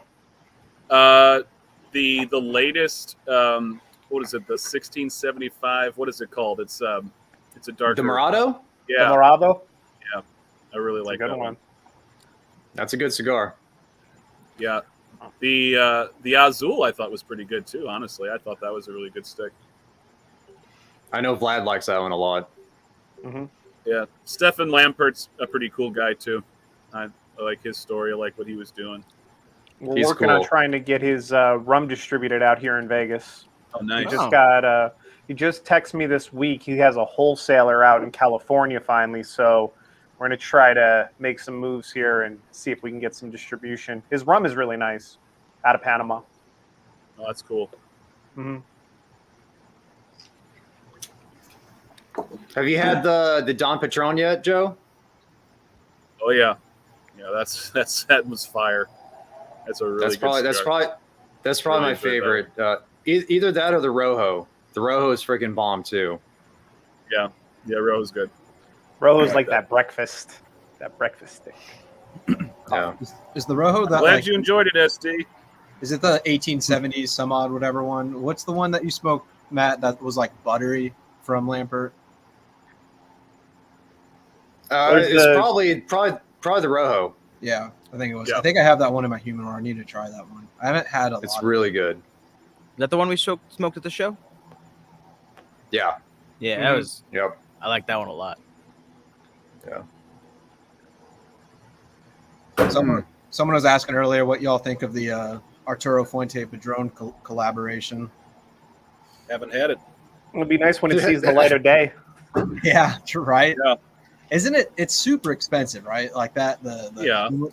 I mean, it's like, isn't it in the thousands? It's Fuente price. No, Yeah. I don't know if it's that. expensive. Isn't it like, I think it's like 150 or something. Yeah. I could be wrong, but I think it's more like it's below $200. It's only below $200 Per cigar though. Per cigar though, right? I could be wrong. I know Sanj, but Sanj and I were talking on the phone. He told me the price, and I forget exactly. I think it's around 150. That's what I meant think. though, because they're selling these huge humidors that they come in. They're like Right. massive. Mm-hmm. Well, yeah. Well, I mean, the Padron 50th humidor is like $5,000. Right. You know, for that. Like it's just they get away with it because people will pay that. Will pay it. You know, Well, it's just the nature of the like beastie. Eye of the Bull hit the market the last couple of weeks, right? And I mean, it's a $12 micro thing that people are reselling for, $36, $45, $50 a stick. Yeah. Micro thing. I like your verbiage. Mhm. Well then, It is what it is. well then, Oliva's coming Yep. out with that cigar for $300 because it has like a gold band. But it's gold. It's gold. I'm like, dude, I'm sorry. Like, I'm not spending $300 on an Oliva. Sorry, like, no hate towards Oliva. I'm not spending $300 on a box of Olivas. Yeah. Let alone a single cigar. Sorry, Oliva. I like you. If you come out with the Special S again, I'll fucking maybe. Come One on. of the things that I said in the Bahiki review yesterday was I said, if you want to spend a whole entire box of cigars worth of money on one stick, you buy one of these. Yeah. And then some. Yeah. Yeah. Dude, this price stuff's only gonna get worse, man. I mean, Yo, after that thing with John Huber that I sent you guys the other day, you can kind of tell like they're just like, okay, we itching to send up these prices, man. Yeah, they're just trying to We're gouge. itching yeah. Well, then you had Rocky Patel come out with the $100 whatever it's called. Conviction. Oh, man. And he said in the interview, he's like, we have such a demand for these cigars, and I'm like, really? I mean, it is there, but He's not lying. It's some- He's not, there's some it's ballers there, out there, man. sadly. yeah. Yeah. Joe, you spending your money like that, man? I am not. That's You gotta put C. Sherman's comment up. That's pretty funny. Actually sounds horrible. Agreed. Maybe not fully agreed, but Oh, I would buy the Oliva, Ooh. but I guess that's just me. You can't find Sriracha out here in Vegas anymore, at least not original Sriracha. So you got to go with like the Tabasco. They're using it for all the God. animals. I love these comments, Well, at man. least- This is- Hey, at least the cap is pretty. It's pretty forgiving for doing that. The Oh, yeah, Sriracha that's cap. Tapered. Yeah, it's tapered like a torpedo. Yeah, it's almost like I it was think it's designed gonna for rain on me too, dude. I'm going through hell out here. And that's to cool you off now. Yeah, Hot I- rain. I literally have a bag of ice strapped to the back of my phone right now to keep this shit on. Jesus, dude. I But yeah, can't the make this Master shit up. Blend, the Master Blend 3 is great and that's like it's been around for a long time. The It quality's has, yeah. never dipped, in my opinion. Yeah, they still hold Yeah. up. Yeah, Dude, and Cigar they age very well. Cigar Page had them for like $5 there. That and the Yeah. Melanios. Jeez. Yeah, recently. Mm-hmm. Joe, how long have you been smoking for? And do you remember your first cigar experience? Yes. So, okay. So this doesn't really count, but first cigar I had was a Swisher when I was 16, and I thought that was awesome. I was like, yeah, this is great. This is cool. I eventually worked my way up to other things, but Was the first, it just a Swisher? yeah, just a Swisher, no additives. No repack. Yeah. Yeah. Yeah. But I think the first was definitely a Romeo. It was either a Romeo 1875 or the Reserva Real, one of the two. I can't remember which one it was. Yeah. But it was that was the cigar that got me hooked, which is funny because it's not something I really smoke anymore. But Yeah. I think I've been smoking seriously for probably about 12 years now. something like that. Nice, man. Nice. It's well, definitely long enough time to develop a palate. That's for damn sure. Yeah, Mhm. yeah, and it's one of those things where it's like when I first started smoking cigars, I probably had like 1 or 2 a month, and then it quickly became 1 every week, and now it's about 1 or 2 a day. So it's just depends on the week. Although I do periodically, like this week, I took a day off because I was definitely getting some burnout just on the palate. It happens. Palate fatigue. It just doesn't. yeah. You don't taste anything very well, and it's just like, okay. Plus, actually, And it's, I've actually have experienced more than one time nicotine poisoning, just from going to, like, this is like, so the first time it happened was my wife and kids were out of town for the first time since we were married. Like, I was at my house by myself for like 4 days. So I was smoking 4 or 5 a day. And so by day 3, it was just like, oh man, I am like sore everywhere. And then day 4 was just like, okay, I can't smoke anymore. I got to stop. This is like, I was feeling like shit. So Take that a happens breather. every now and then. Like I do an annual HERF at my house, and it's kind of it's a big HERF. There's a lot of people there, but there's been one HERF I really went crazy, and I think I had like 7 cigars that day, and I was feeling pretty shitty the next That's day. Michael Jordan level right there, Ooh, man. That's Jordan status. That's not the norm for me. It's usually 1 a day. yeah. In a perfect world, I'd probably have 1 a day. But I probably have like I take days off just because of work and shit like that. Right. And you know, it's good for the palate to let it rest, you know, for a day or 2 here and there. And Like, honestly, you I start smoking. love having one right after breakfast. Like I just love that. You get the right cigar right after breakfast with some coffee, and it's just a great start. What's your go-to I've never breakfast been a morning cigar? Not cigar everybody. guy. Right. I know you're not. So like, what's your go-to, Joe, when you're smoking cigars in the morning? Okay, so it's weird because oftentimes everybody goes for Connecticut's. They always say like, "Oh, Connecticut's a great morning cigar," which it is. It's easy on the palate, but there's been a few times where I've gotten just a full-bodied Maduro out before, right after breakfast, and it's awesome. Matt Booth did. You guys remember that one he did for Luxury Cigar Club, the Snake Shake? Yes. Yeah. Really like that cigar, and I did that one right after breakfast at like 9:30, 10 o'clock in the morning, and I loved it. It was so good. So it varies. If you get a really nice balanced Habano right after breakfast, it could be great. I'm not the biggest Connecticut guy. Like I like a good one, but you have to kind of search around to find one that actually has some flavor that you can get into. But I really like. I love smoking them. I almost like it more than smoking at night, to be perfectly honest. I really like morning cigars because I'm a degenerate. Brulee and coffee. Perfect. That sounds like a damn good combo. I agree. It's absolute money. Yes. It's money. Mm-hmm. Yeah, The the Brulee- patina, I was gonna say the patina Connecticut's really good too. Yeah, but I like patina. Yeah, patina's good. Yeah. Yeah, the You also- Brulee Blue that's the only Connecticut that's ever made my number 1 for the year, and that I still love that cigar. It's such a good stick. Yeah, it's Can't go wrong with that one, man. Not a boring Connecticut. So good.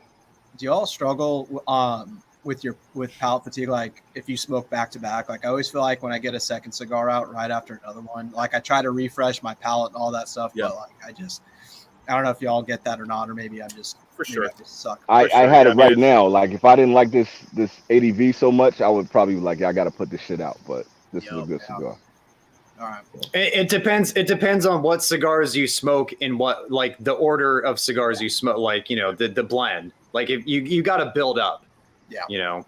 For sure. Yeah. Yep. And That's why. there's other things that you can like mix in to kind of refresh your palate, like just like ginger when you have sushi, right? Yeah. To kind of cleanse everything, maybe like some licorice or something like that. But Ooh, at the end of the sushi. day, like you're overwhelmed, right? And you just can't Really can't do anymore. Yeah, I couldn't Yeah, do any I'm more in sushi, trouble. so I grabbed a Gran Habano. Oh, that's the 20th, right? Oh yeah, That's a damn good cigar. it's fantastic. I think there's Peruvian in there. Sure. Okay. I have no idea. I just know I really, really liked it when I smoked it for that short, and I was like, oh, I have another one. It was funny when I went to pick up the Subterranean today. The B&M had the Persian King and the Persian Queen next to the 20th. I was like, oh, we got these here locally now. This is awesome. They were like, $6, $7. I'm like, this is great. It's dope. That's tight. I love taxes coming Yo, down. when it comes to doing your show, when you're like setting up what to review, what's your process? What are you thinking through? Like, hey, this is the cigar that I need to review at this time. Do you do lineups? Like, are you trying to do something specifically for your viewers? What's the game plan, man? Yeah. So sorry, Joe, to interrupt, but when I started watching you were doing like a month of brands. Right. Like that month was one brand, which is cool. Yeah, I was doing that for a pretty good while. And then after a while, it was just like, okay, I really want to try to focus on cigars that are newer to the market if I can, just to make the reviews that much more relevant. And it's good to revisit oldies but goodies, just to put them out there because people are still looking for reviews on those. They have longevity, so you might as well review them. But I try to focus on newer releases if possible. And so what I'll do is every month I'll create a short list, and then I leave it up to my Patreon patrons to vote on them, and then the top 3 always get placement for the review rotation, and then I try to leave that last spot for cigars that people send to me. It's because JC Newman sends me stuff all the time, which is awesome. I don't know, Matt. I don't know if you've been getting like Villiger has been sending me stuff like crazy all of a sudden. So I think Villiger just trying to get rid of their cigars. It's like, fuck it, let's just get. I've had some good Villigers. They're not. I've had some good ones. That's basically the long and short of it. And then there's always executive decision where I'm just like, there's a cigar I definitely want to review. I'm going to be putting this one in for sure. Yeah. Joe, I was wondering, what was like the first brand you latched onto when you first started smoking? Like, was there a brand that you just like kind of sat in? That really spoke to you? Yeah. Early it was Padron. As soon as I had one, it was just like, man, these are outstanding. The thing with Padron that you've just learned after a while is that they are limited in what they can offer, and that's by design. Like they Sip like, that coffee. we are just. This works. This sells like crazy. So why would we change anything if it's not a problem for us? So that's their business model, and that's fine. Yeah. I used to be really into Fuentes, and not so much lately. I mean, they make good stuff. Their quality is undeniable. It's just my palate has shifted away from Dominican largely, with some exceptions like Hoshi Blanco, for example. I love Hoshi stuff, and he's almost exclusively Dominican. So other than that, I really got into Illusione the last few years, and I really got into Warped. Just their flavor profiles are so damn dynamic. They're always surprising me. And you start getting flavor. I feel like if you like one, you like the other. If you like Illusione, then you usually like Warped.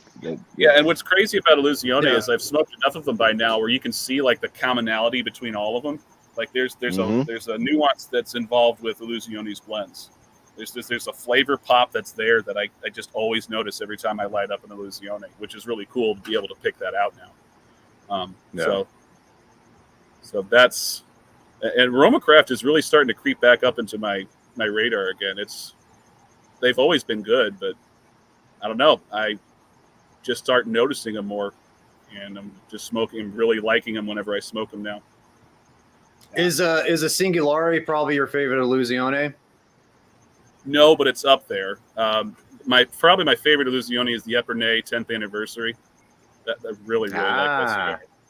Nice. But also, have you had their Hot 10?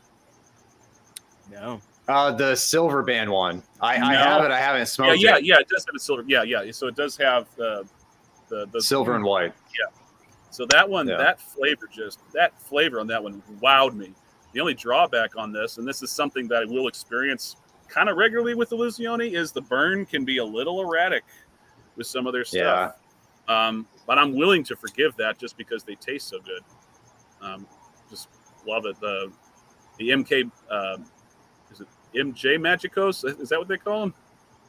Those are really good. Someone just mentioned the Rothschilds earlier in the comments. Solid. Yeah, really like that cigar too. I freaking love the MJ12. Yeah. Or the MJ12 or MJ10. I think MJ12. Yeah, that's Love what I that was cigar. That's what I meant. That's Okay, really it comes in the silver Right. aluminum foil. Yes, I like the one that comes in the black wrapper too. The Maduro version. man. Yeah. Is it Really raining? like- It Yeah, is raining. It's raining on you. Yeah. Jeez. Welcome to Japan, fellas. The stream's Look at this shit. It's blue as fuck over here, but it's raining on me. Jesus, dude. And you don't have your umbrella ready, obviously. It was like Nah, fuck clear when you started, yeah. Welcome to Japan, Jack. I had the Epernay, the 10th anniversary, but it was kind of towards the beginning of when I was really getting back in the hobby, and it didn't wow me, but I want to revisit it now that it's been a couple years with me being back smoking. Yeah, John, there are so many cigars that I was just kind of meh the first experience, and then after like a couple years, I would revisit it, Yeah. and it's just a completely different experience. Crazy. Your palate changes, the cigar changes. Yeah, Uh, I keep and- hearing such good things about it, and so I'm like, Yeah. I need to revisit it because it's- obviously it's a- there's something there. It's a very good cigar. Someone mentioned this? I was going to ask you. I've had my eye on the original documents, the 88. I think is that the same cigar? Are those two different cigars? Yeah, the original documents is a different cigar, I think. Okay. Well, I guess between those two, then those are the two I've been looking at. The 88 or whatever. Are those pretty solid? Yeah, I mean, I've always liked them. Okay. Yeah, the Epernay and La Ferme. It's like I think 5.5 by 48. Love that cigar. Can't go wrong with Fantastic Corona cigar. Gorda, man. They're just so good. Yeah. So, Joe, you're pretty much the face of Cigar Public at the show at PCA. Right. When did you connect with Brian Dessen? Like, when did that connection happen, and how did it happen? So, I mean, I just joined the club in 2019 just because I was really curious about it, and While having the channel, while having your channel, right. Well, I was doing unboxings for them, and he reached out to me personally after a while, and just out of appreciation for doing unboxings, and he was always asking like, "What can I do to support the channel? What can I do?" And I was honestly like, "Dude, I don't know." You want to send me some cigars? That's great. I mean, I'm not. What looking else? For, Yeah. I'm not numero uno for right a there. handout, really. But we just started talking more regularly, and it was after joining Pravada that I really started getting more in depth with the flavor analysis with cigars that I was reviewing, and I was really paying more attention to cigars after that, and just expanding my palate with the club.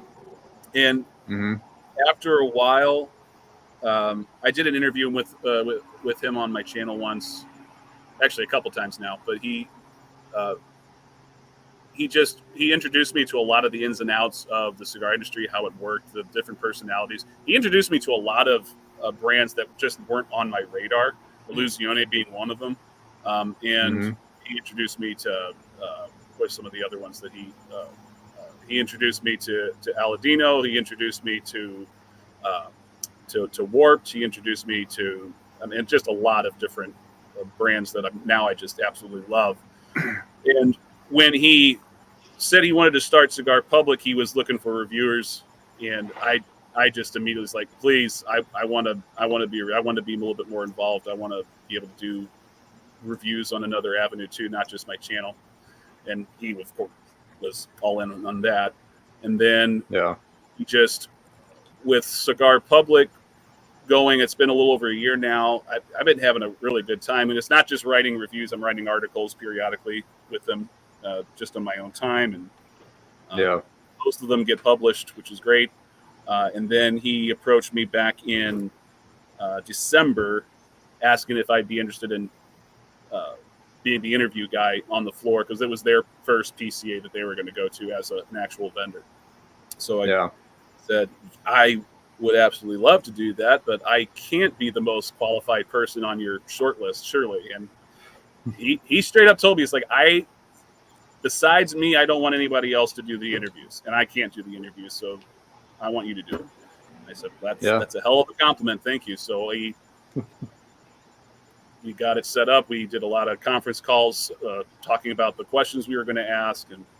And he just told me, just try to get as many people as possible in the interview booth, and just interview as many people as possible. So I think we ended up doing close to 100 interviews during PCA, which was crazy. Yeah. I mean, the average interview time was about 8 minutes. It didn't really take that long, but then there were then you had the Sakas and the Skips. Then the Skip Martins that took almost a half an hour each. So just Skip, I think actually he was in the booth for like 45 minutes, and they edited the interview down to I think 17 minutes or something like that. Jeez. Yeah. Damn. He just went on, and he was he was talking great stuff. Like, I wish we could have gotten all of it in there somehow, but it's like no one's going to watch a 45-minute interview. It's just, so we got to whittle it down. So and it was great. I mean, he paid my airfare, he paid my hotel, and I just went. It was awesome. That's awesome. And you, Joe, you did a great job. You did a great job. Like, you do a great job on your channel, but seeing you as an interviewer on the floor, you did a fantastic job. Yeah, for sure. And I got to give credit to the team that he set me up with, the camera and the sound and the tech guys. They were really, really good. They're damn good. Super professional. They had an awesome setup, and I wasn't working alone here. Even getting interviews lined up, they were helping me. Talk to people, reaching out, setting up interview times. But that first day we got there on Friday, and it wasn't open to the public. People were still setting up their booths. So I just took that time. I was just walking around the floor, introducing myself and just saying, hey, would you be open to coming in to the booth, or we can come to your booth and we can do an interview. And I think that first day I got 30 interviews lined up for the weekend, and then just kept adding to it throughout the time that we were there. And it was great because most people that we approached were super ready to do this. Like, yeah, sure, sign me up. I'll take an interview for sure. And that's what I love that's one of the things I love about the cigar industry. For the most part, all the brand owners and blenders, they're super accessible most of the time. So I kind of ambushed Lido Gomez on Friday, and went up to him and introduced myself, and he looked at me like, who the hell do you think you are? It's like, I just wanted to say, hey, if you don't want to do that, that's cool. And he said, okay, well, what's your email address? And I gave him my email address. Okay, I'll reach out to you, and I'll give you a time that we can, sometime this weekend, we can sit down. I never got an email, which didn't surprise me. That's when you respond with, I'm fucking Jonose. You give him back that same energy. Yeah, it's like, dude, every LFD that I have reviewed have scored really, really well. You should really be interested in this. But no, he was a busy guy. Yeah. The pairing tonight, Peter, is coffee, because we were just talking about coffee, so I had to go in there and make myself one. So coffee and the Prospector, especially with the Viso Jalapa and the other wrapper on it, it's going quite nicely, I must say. Now, Matt, did I hear you say once that you're not a huge fan of coffee with cigars, or am I mistaken about that? What the fuck? I love coffee and cigars. Good. I wanted to clear that up. I'm glad to hear it. I heard somebody say, and I can't remember who it was, because I heard it in passing while I was just kind of going through videos one evening. I saw one reviewer, and it was the weirdest thing. I still can't remember who it was. I'm glad it's not you. But one of the guys was like, one of the guys just like, yeah, I don't know, man. I just can't find a cigar that goes well with coffee. And I'm just going, what? Oh What are you boy. talking All about? of them. It's like, All of them. Wow. Oh boy. I haven't found a cigar that hasn't gone with coffee for. Yeah. That's the number one pairing. I don't Yeah. drink. I don't drink alcohol. I'm I'm a weirdo. That's that it is what it is. Coffee is the number one thing I always think of when somebody asks me what's something good to pair with your cigars. I say I'm not a drinker. I drink coffee with my cigars. And apparently tonight, fucking Red Bull too. I'm gonna ask. Oh hell yeah, he's on it. Look at this guy. I'm gonna ask a personal question, Matt, and you feel free to decline the answer if you don't want to. But you don't drink. Is this due to previous life experiences, or is you've never worked? I got out all my partying from ages 18 to 21. Okay. I drank as much as I needed to, and it just came to a point to where when I was 21 and I could drink legally, it just like that forbidden fruit aspect was gone, and it just became uninteresting. And I fucking hate hangovers. Well, I detest. I do too. And it got to a point to where my tolerance got so low, I would have 2 beers and feel like shit the next day. Okay. The reason I ask is I've come to find out that this is a pretty common thing, that there's a lot of recovering alcoholics that are super into cigars. And I've spoken to a lot of people. Yeah. Same deal. And not only recovering alcoholics, but like former junkies that they use cigars to kind of get out of that life. I know quite a few people who are either former alcoholics and or users that have gotten out of that rut using cigars and the social aspect that comes with it. So I always like hearing stories about that. So okay. Was that almost a Cigar Hound Dog exposed moment right there? Yeah. Get the dirt. Dogs going wild. I've We all know run it's into a lot Matt's of people. actually a Mormon. That's what it is. Right there. Well, if he's a Mormon, he's still in trouble. I'd say, man, I'm undercover for apostate. Yeah. Keelan, you gonna make it? I'm a I'm Jack pissed, Mormon. man, but I'm gonna make it. All right. Where was that? Sorry, I think that we cut off a couple of comments though, by jumping ahead. There we go. That was the one that I was looking for. I figured we're gonna have a Jonose Privada cigar. Have a great day. So Lee Sago. Mack has had a bunch already. I think he's like on his 3rd or 4th. And I know honestly, at least 2. Yeah. Yeah, I think he's on his 3rd by now. Yeah. But they sell out super fast, so I've never tried any of them. I could probably reach out to some of the members and just say, hey, have you got any of these? I'd love to have some, and they would probably send me some. I just never thought of doing it. And by the way, Lee Mack's a really cool guy too. I met him in Orlando last November, and got a couple pictures with him. He's really cool. He's really short too. I'm not a super. Joe, you're not the shortest guy, man. So compared to you, you're a pretty tall dude, man. You're like 6'3", right? You're like 6'3", 6'4", 6'2". 6'2". Okay. Yeah, when I'm wearing dress shoes, generous. though, it always makes me look much taller. But he's really cool. And they did one for Brian Glenn. They did a Brian Glenn cigar. The Blanco. Yeah. Oh, with Privada. Yeah. And I didn't get to try that one either. But credit to Brian Glenn. They forwarded proceeds from these cigars to him, and he gave it away. So like he just like gave it away as a giveaway of some kind. It was really cool.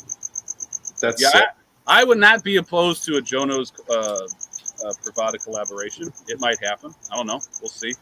I think I need to get a little bit bigger. I think just a little bit more recognition would be probably helpful, because I mean, obviously Brian Glenn's massive. He's the godfather of YouTube reviewers, even though he's not on YouTube anymore. And then Lee Mack, I mean, he's got what, 30 grand in subs right now. I think he's got a pretty good following as well.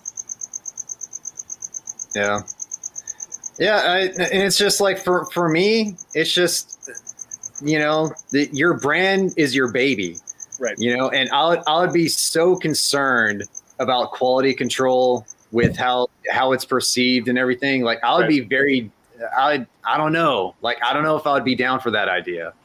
Like, well, I would be down for it only because I know that it would almost exclusively be smoked by Bravada members. So that really wouldn't be a concern of mine, honestly. So there's been plenty of people who've had cigars made for them that aren't great. I don't think they regret it, honestly. Like, I don't know if James Hetfield regrets the blackened cigar. No, his bank account doesn't. No. Exactly. Well, so Joe, if you could work with any blender to blend your cigar or factory, who would it be? Who would you want making your cigar? Who would you want to blend a cigar with? I would like someone that I know at least a little bit, have a little bit of rapport with. So someone like Eric Espinosa, Isaiah Santana would be cool. That'd be kind of a pipe dream, actually. But someone like that, just because I know these guys fairly well by this point, and I would feel like I was being taken care of one way or the other with someone like that. Yeah. Good company there. Mm-hmm. For me, it would be pipe dream, huge pipe dream, but Eladio. Eladio would be the guy. Yeah. So this was funny. There was a story about Henke Kellner, and he was at PCA, obviously, and he went to breakfast with my camera guy one morning on the at the show, and what does he order? He orders an espresso and an ice cream cone.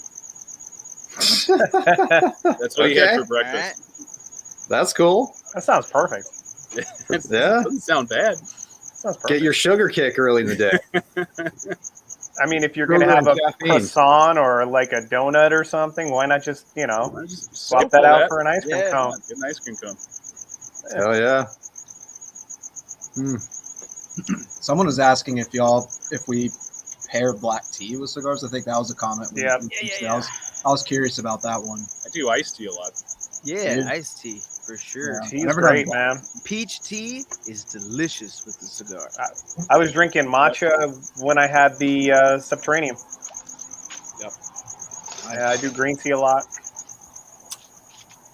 So, Kendall Saucier, a guy named Saucier that I'm friends with, he just sent me this brand right here.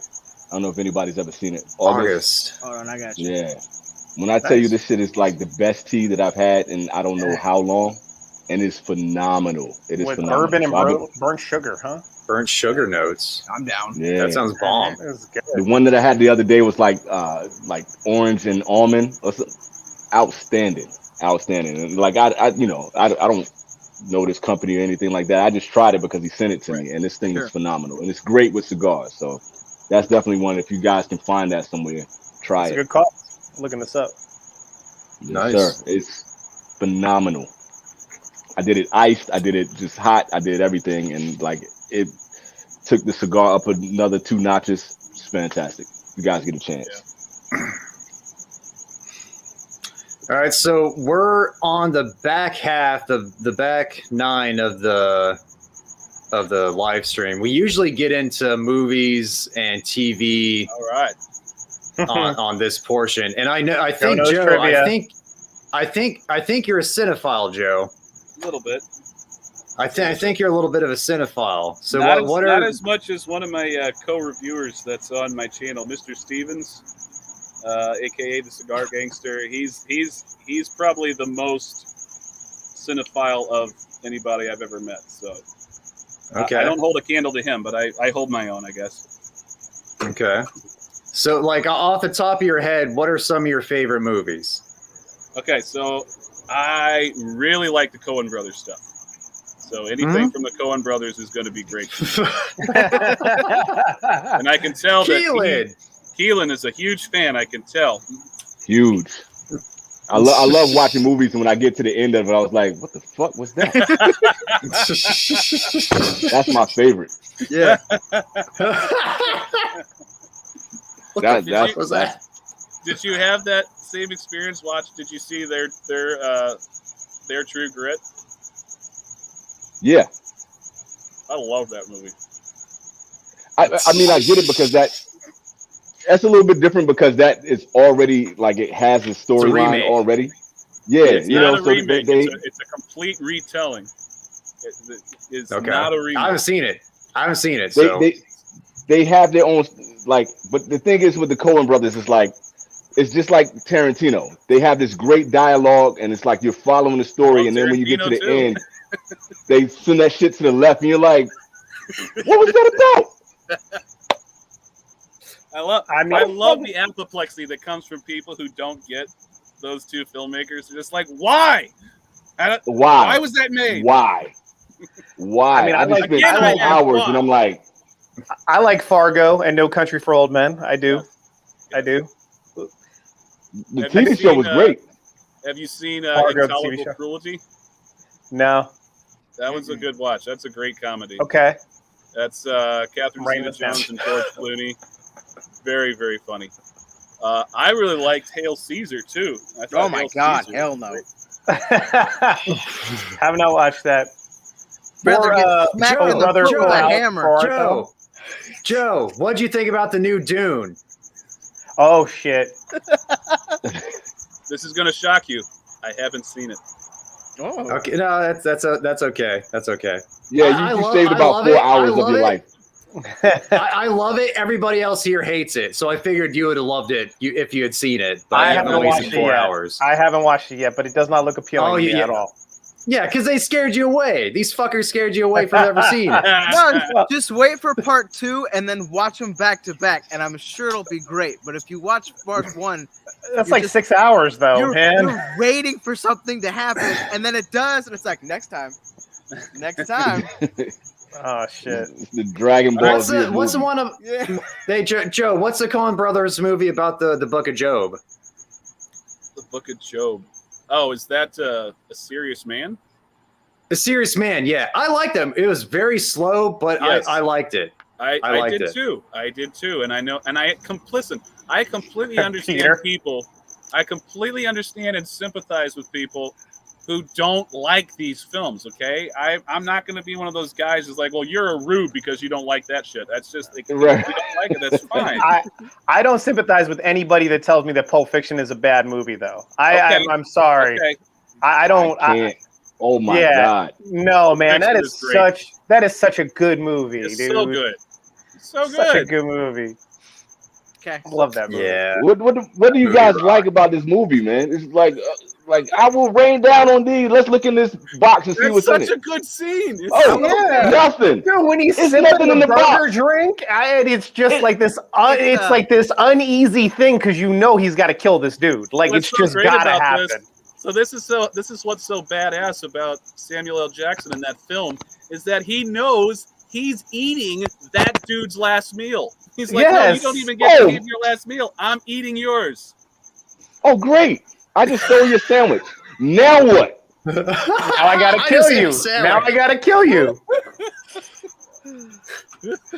Oh, that's beautiful. It's great. That is beautiful. Oh, so now we spent this whole time, the MacGuffin for this whole movie is this fucking suitcase. Let's open it up and let's see what's in it. What's in it?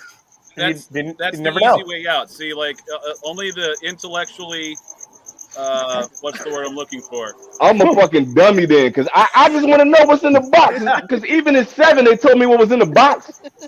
Yeah, I'm a fucking dummy then. I'm like, man, I'm so glad I spent 3 hours watching these guys go on and on for hours about a sandwich and a burger, and then when I get to the MacGuffin, they don't tell me. Great, bro.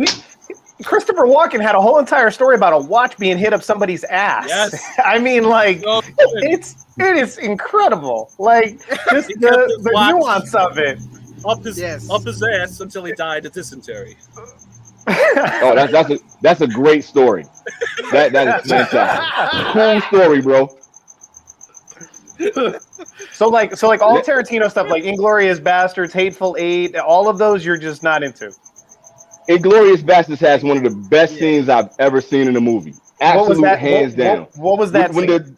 the family is under the boards and what's the Christopherson?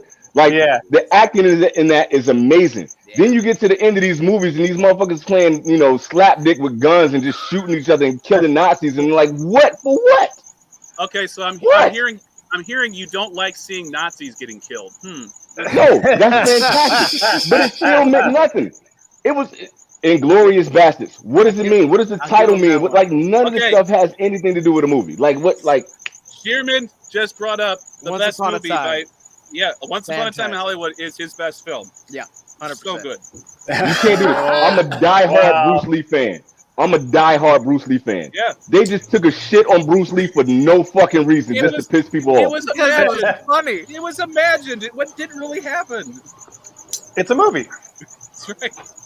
Just like the briefcase. See, this is part of why I like these movies is the apoplexy that people have about this. Like, Dude, Quentin Tarantino just wants to say the N-word for like 5 hours. He just wants to see how much he can just piss people off. That's it. Like, what's the point of this? He's like, yo, I can't say this in regular life, so I'm gonna put like 30 of them in the movie. It's in a script, so it's okay now. It's okay, so I can say this all day. Okay. Hateful Eight. What was the point of that movie?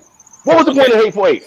Okay, I'm with you with that though, because I had the same feeling with the Hateful Eight. I didn't get that one. So the Hateful Eight, if he ever wanted to create it into a metaverse, is the bridge between Inglourious Bastards and the rest of the 80s plus I would content. rather drive my car off of that bridge. Okay. Did anybody see? I can't remember the name of the comedian, but he had one of the best bits I've ever heard when he was talking about Django Unchained, and he said they talk about Tom Cruise doing his own stunts. Yeah. But Leonardo DiCaprio also does his own stunts because he calls Jamie Foxx the N-word. Yes, a lot. With Samuel L. Jackson in the room. Yes. So did you see Jamie Foxx's story about that? Did you see Jamie Foxx's story about that? Yeah. The broken glass? So Jamie was like, no, because Jamie was like, you could tell that DiCaprio was uncomfortable that whole time. Like, he did not want to do it. And Jamie was like, look, man. And Sam was like, just say the motherfucking word, man. Like, and once again, one of the best scenes in movies. That is like that whole scene when he's smacking his hand down, he's rubbing the blood on the face. Fantastic. Then you get to the end of the movie and it's like, he got his wife. It was a happy ending. Yeah. I haven't seen it. I don't know. You get like honestly, you gotta watch it for that DiCaprio scene. If nothing at all, you can just watch that scene. DiCaprio eats that movie alive, dude. He is so brilliant in that movie. Hands down, when the he got the slaves fighting and he's just watching it like it's a basketball game, you really believe that this dude is a slave master. Yeah. But the movie it has no fucking point. None of these movies have Coen Brothers and Tarantino. It's like there's no fucking point to these movies. All right, so I want to ask you though. I want to know what your go-to movies are though, just so I can see the contrast. Go-to movies. Do what? When you think great movies, I would watch this again anytime. The original Halloween. Okay. And the reason why I say that is because the way like to be able to build that kind of tension in a movie without a lot of stuff happening, like you really feel like this dude is creeping up and he's gonna kill anybody for any reason. He's stalking this girl down, and the way he's like popping up in certain places, like the music in it is like on point. And it's like it's not a lot of gore, it's not a lot of blood, but you're terrified this whole fucking movie. Fucking brilliant. That and that movie didn't really have a purpose other than the fact that this dude is a psycho. He came into town and he's just taking everybody out. Right. That's good shit. But they delivered it in a good way.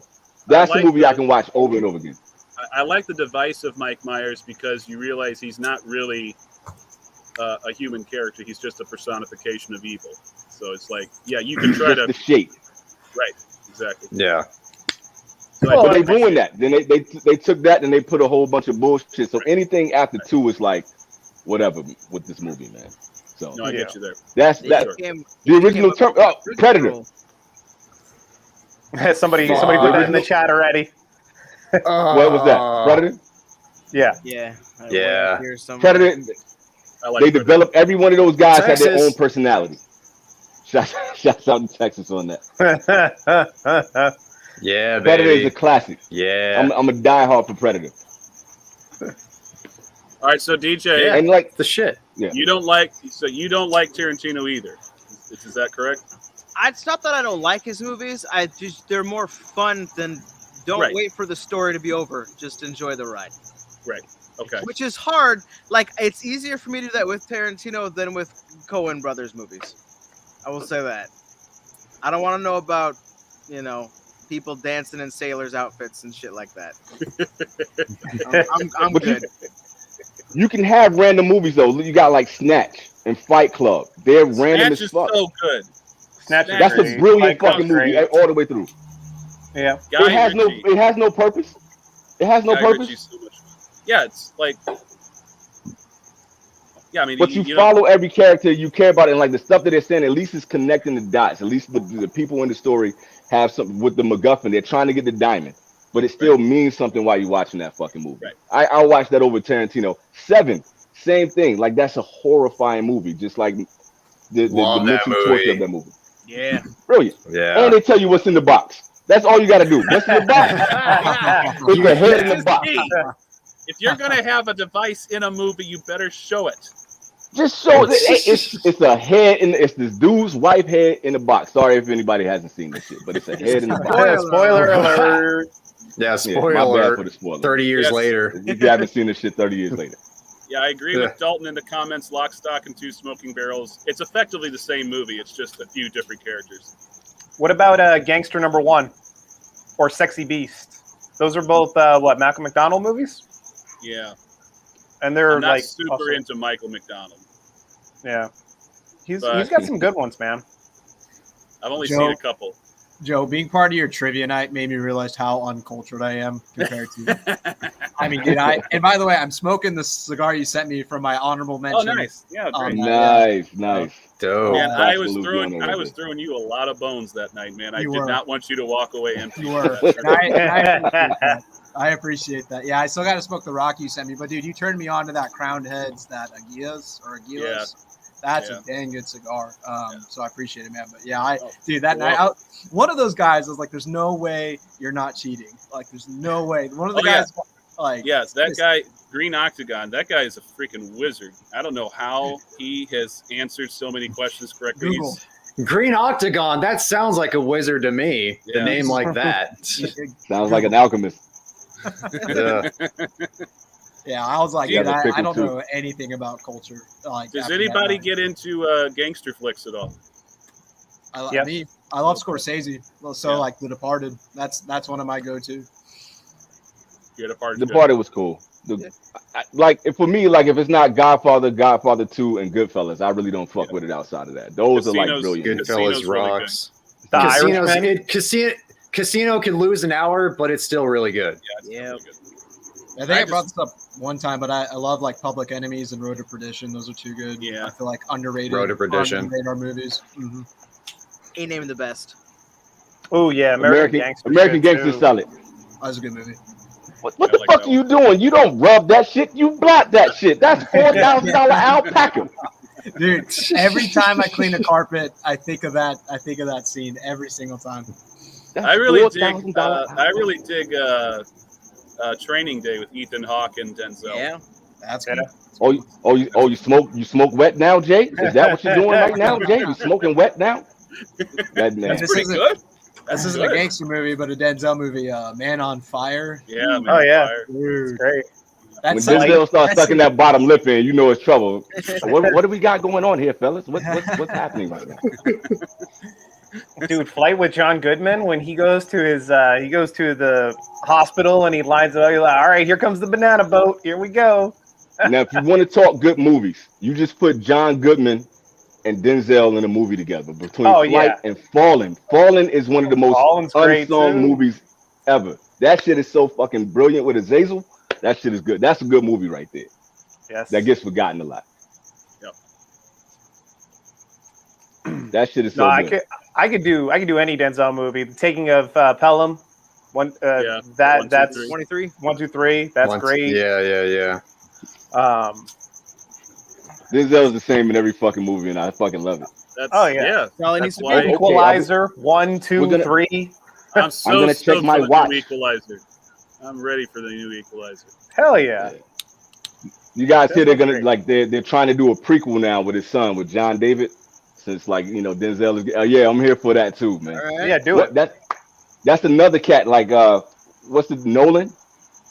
I can't get into this cat either. I love Christopher Nolan. I those can't films. do that. What'd you think of Oppenheimer? I have to see. I That's haven't one seen I it yet. still haven't seen yet. I need to see it. I haven't going seen to. it yet either. Yeah. I Tenet. just Tenet sucked. I didn't like Tenet. Tenet was a little weak. Although It was too obtuse. Yeah, I thought it was unnecessarily complicated. So Yeah. That's all of his Like- movies, though. That's like the point of his movies, though. He Yeah, just so, makes like- them like. So Inception is my favorite of all of his, and that's about like that was. I felt like he really pushed the limit to the max he could without losing me. So I really like that one. But I think I've watched Memento Interstellar. like 10 times, and I still don't know how the fuck they got to the. Like, I still don't know what the fuck happened with Memento. It's a good movie, but it's like I like Memento. One I haven't seen. I'm a from big him is dummy, The though. Prestige. I heard The Prestige is like super good. I haven't seen that one. Yeah, yet. Prestige is good. That's good. I like it's solid. Prestige. It's a solid movie. The thing about Prestige though is it loses a lot of its kick after you've seen it once. Yes. Like as soon as Yeah. you've seen it once, if you go back and watch it again, it gets a little bit boring because you know what the climax is and you know. It's actually like knowing how a magic trick is done, right. Yeah. which is kind of humorous and ironic. Which is kind of smart though, because I think that was the point of that though. I think Sure. I really think he thought that far to be like, yo, once you know what's in the sauce now, it's like you've seen But this I mean, movie. Wash your hands. You can't go wrong with those two actors and then Nikola Tesla and like all of the little elements of it. It's just so cool to think that that could have existed at one point in time Yeah. in reality. Cool Hand Luke was dope. Color I of love Money, the man. The Sting is great. That's a little outside Color my of Money with wheelhouse. Tom It's good Cruise? shit, though.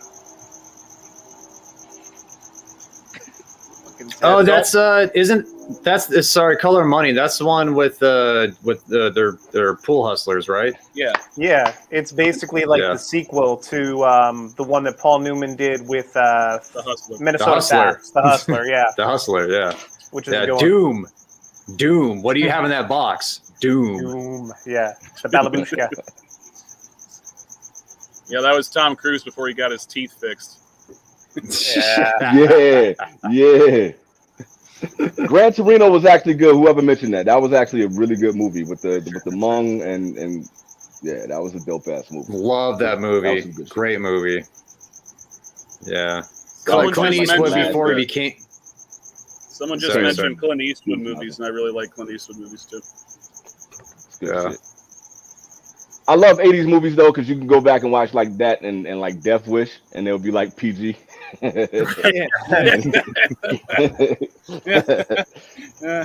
try to get my 80s are daughter great. to watch Splash. My daughter loves like mermaids and shit, so I tried to get her to watch Splash, like because I used to watch it as a kid, and it was just like Daryl Hannah's bare ass running through. I was like, oh shit, like this shit said PG on it, yo. And John Candy, the first thing that he says is like, oh shit. And I'm like, oh shit. Yeah. Yeah, my girls were big, and we've been watching a lot of John Candy movies. I think like 2 years ago. So we got to Uncle Buck, and I was like, "Oh yeah, there's Uncle like a whole Buck. rape scene here. Hold on, we have to stop watching this now." That's awesome. Yeah. Am I the only one watching Roadhouse. like a soap? Oh, Roadhouse. Like I still want to snatch out somebody's throat right now. Like somebody gonna piss me off. I'm just, Yeah, that's a good one. it's a good scene, man. I miss old martial arts movies anyway. Like they had Patrick Swayze is doing martial arts, yo, in Boots. Like, Yep. yo, you can't get better than that, man. Who's the new Roadhouse person? Aren't they remaking that? Or didn't they They've been remake trying to remake that for a while, man. I think they did remake it, and No nobody clue. watched that shit. None of us here did. Nobody watched that shit. No. All these remakes are trash anyway. That's the main thing. It's just like leave these movies alone. Like Nightmare on Elm Street is like one of the greatest horrors of all time, like the original one. Fuck anything after that. But like when they try to remake it, it just didn't feel right, man. Oh, it's gonna be Jake Gyllenhaal. That's right. Oh. Speaking of him, Donnie Darko. How does everybody feel about Classic. Donnie Darko? The classic. Fuck that movie. Fuck that movie. That Bunny Rabbit got you? that thing, dude, I was an adult when I saw that movie. I had nightmares about that bunny. Fuck that. Dude, that was a creepy bunny, man. I was an adult and I was having like for a solid week, I was having nightmares about that fucking bunny. Yeah, that thing's creepy, bro. And I don't dream. And that thing fucked me. I don't dream. That's good shit. That's worth the price of admission right there. Peter, bring back Steven Seagal. Steven Seagal hasn't stopped, bro. He's just making movies in Russia. He's Yeah, he's just straight to VHS in 2023. And That he doesn't get out of a chair while he's doing it. He makes movies while sitting down the entire time. Dude, I'm not gonna lie. When Homegirl busted out of the cake in Under Siege, all right, that was a pivotal moment in my youth. So I knew then that I was gonna live in Vegas until my 30s. My favorite shit though is what is it? Hard to Kill? Is that the one with the Jamaicans in it? Is it Hard to Kill with Steven Seagal? Oh, with the swords? Yeah. When they have that straight up sword fight with the Rastafarians, holy shit! That shit is great too. My favorite part. Amazing. They're playing dominoes, and the dude comes in. He's all scared as fuck of Screwface. Yeah. And he whispers in there. Who do it? That white boy Hatcher. And he just flips the table over. He takes the leg off and smacks his homeboy against the face. I want Hatcher dead. If you don't kill him, then I'm gonna kill you. That shit is like the greatest scene, man. That shit is so fucking good, man. Bring back that cigar. Yeah, that was really good. Yeah. Even when he did Eye for an Eye or whatever it was with DMX, man, that was that was still vintage, bro. In the 90s. They were just putting DMX in anything. DMX didn't even have to act. Yeah, we gonna get this money, dog? Is that what we doing? Yeah, all you had to do was talk. That's it. I miss DMX. Let's get this money, baby. Any of y'all watch Belly? Mm-hmm. One of my favorites. I was just talking to the wife about that the other day. That shit is just like the Black Quentin Tarantino movie, man. It's like that movie means absolutely nothing. There's just all kinds of random storylines just going this way and that way. That's good shit. I was telling my wife, because we were talking about Get Rich or Die Trying and Notorious B.I.G. and a couple of other movies, right? That was like I felt like the springboard for rapper movies, right? No. Okay.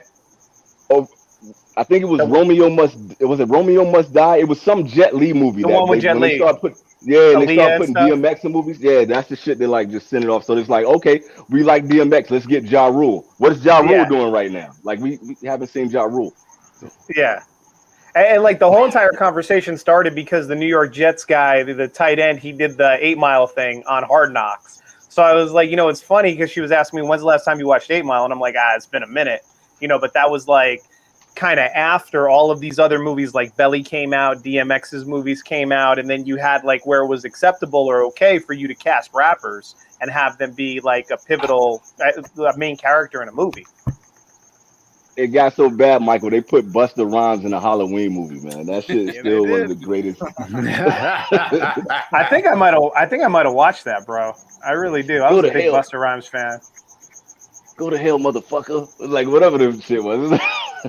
Such a bad I'll tell you movie. what. He did a performance at LAX nightclub at the Luxor, bro, about 15 years ago, and it was still one of the funnest nights that I ever had. This dude had a Magnum of Patron, and he was pouring it into people's mouths from the stage. It was incredible. That's unreal. Busta Rhymes, amazing. Am I the only Star Wars fan? Anybody else watch Ahsoka? Anybody get into that shit? Am I the only one that was like? I fell asleep. For that shit to come out? Nah, bro. I fell asleep, but I fall asleep to everything I watch. So Except for It's Dune. nothing on the show. Except for Somehow- Dune. Except for Dune. Wide awake. Get 'em. Wide awake. One of the most boring Get 4-hour 'em. movies. How does that happen? Like you guys have been talking about movies, and I started the conversation. Yeah, ironically enough, I'm probably the least cinephile person here. I like The Fifth Element, Dumb and Dumber, and Predator. That's it. Like I'm not You're I'm just not, a man I'm not of a big class. movie guy. Yeah, that's who you're talking. That's the level of guy you're talking to right now. Like I like Tarantino shit, and I do like Coen Brothers stuff. Big Lebowski, obviously, but Yes. like I don't get too into it. You know, Yeah. it's just I love documentaries. I'm a fucking I'm a nerd. Yeah. So Documentary. What's the one with was it Javier Bardem? What's the movie with Javier Bardem? The one that he has like the No punk Country for Old action Men. thing? No Country for That's Old No Men. Country Country for for Old Old Men. Men. That's such a good movie. I don't like this fucking movie, but he is hands down one of the best.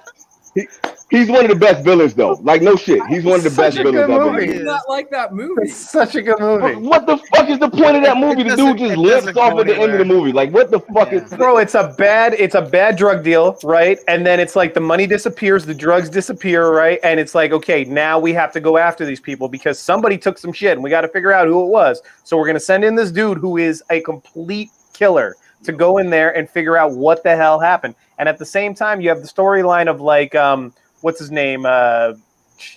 Josh Brolin. Josh Brolin. And, you know, he's like trying to be good cop, but he can't because it's just too enticing to take the shit because it's so much. And he's from a small town. And then you just get roped into that. Like the cartel's after your ass and you just, you know, you're not making it out, bro. They're going to find you. Dude, the tension that they created in that movie at times. I mean, Bro, just- Oh yeah, oh, it was amazing. healing. So, like, He's a great villain. some of the best tension building devices was in that scene. He's in the hotel room Yes. and he's got the lights out and he's got the hall lights Oh, out I get and chills. his feet Chills. set by his door and he hears him cock his gun, so he walks away and then the light turns off in the hallway. It's just like, that's so good. That is the best. The coin, I the give spinning you of the that. coin, the flipping of the coin, just like, all right, we're going to find out if you live or die. And he gets more chaotic as time goes towards the end, that character, because he's kind of like the representation of chaos, but it's in this very kind of weird controlled manner. He has this way that his brain ticks, but it's like you can't pin it down, you know. And that's just like a serial killer. Like they just like the deeper they get into it, the less control they have. You know? And that's what he's a serial killer.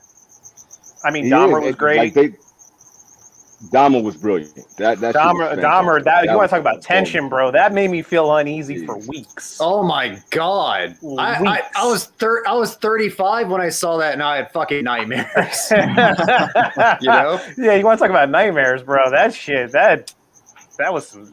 the way I'm that they like did that, terrified man. to watch The Exorcist 3 because of that movie. Like I've never seen Exorcist 3, and everybody's saying that like that's a great horror, man. Not like Dahmer fucked me up from that movie, man. When he had to do it in the room, Dude, and he's if like, hey, there's any chance of like there being any like romance in the bedroom that night, you know, like in real life, Oh yeah, no. you know, while No. watching that with your wife, not happening. After No. watching that show, not fucking happening. My wife Nah. would never watch that with me. I watched it with my wife, and there's no romance afterwards. For like probably like a week or two, right? on both, it's like I can't like come on. It makes you feel so fucking despicable as a human being. you wake up in I your know morning, it's your wife got a knife beside the bed. It's man. That whoever directed that, they did a fucking fantastic job because it made me not like living for a while. You know, The Oh, man, craziest shit about that is like now I look at sandwiches different. Like this dude was taking Yeah. people's sandwiches, yo. yeah. That like Yeah. yo, all the creepy shit that he did that whole movie, like yo, you brought somebody a sandwich, B. That was your neighbor. Yeah, Yep.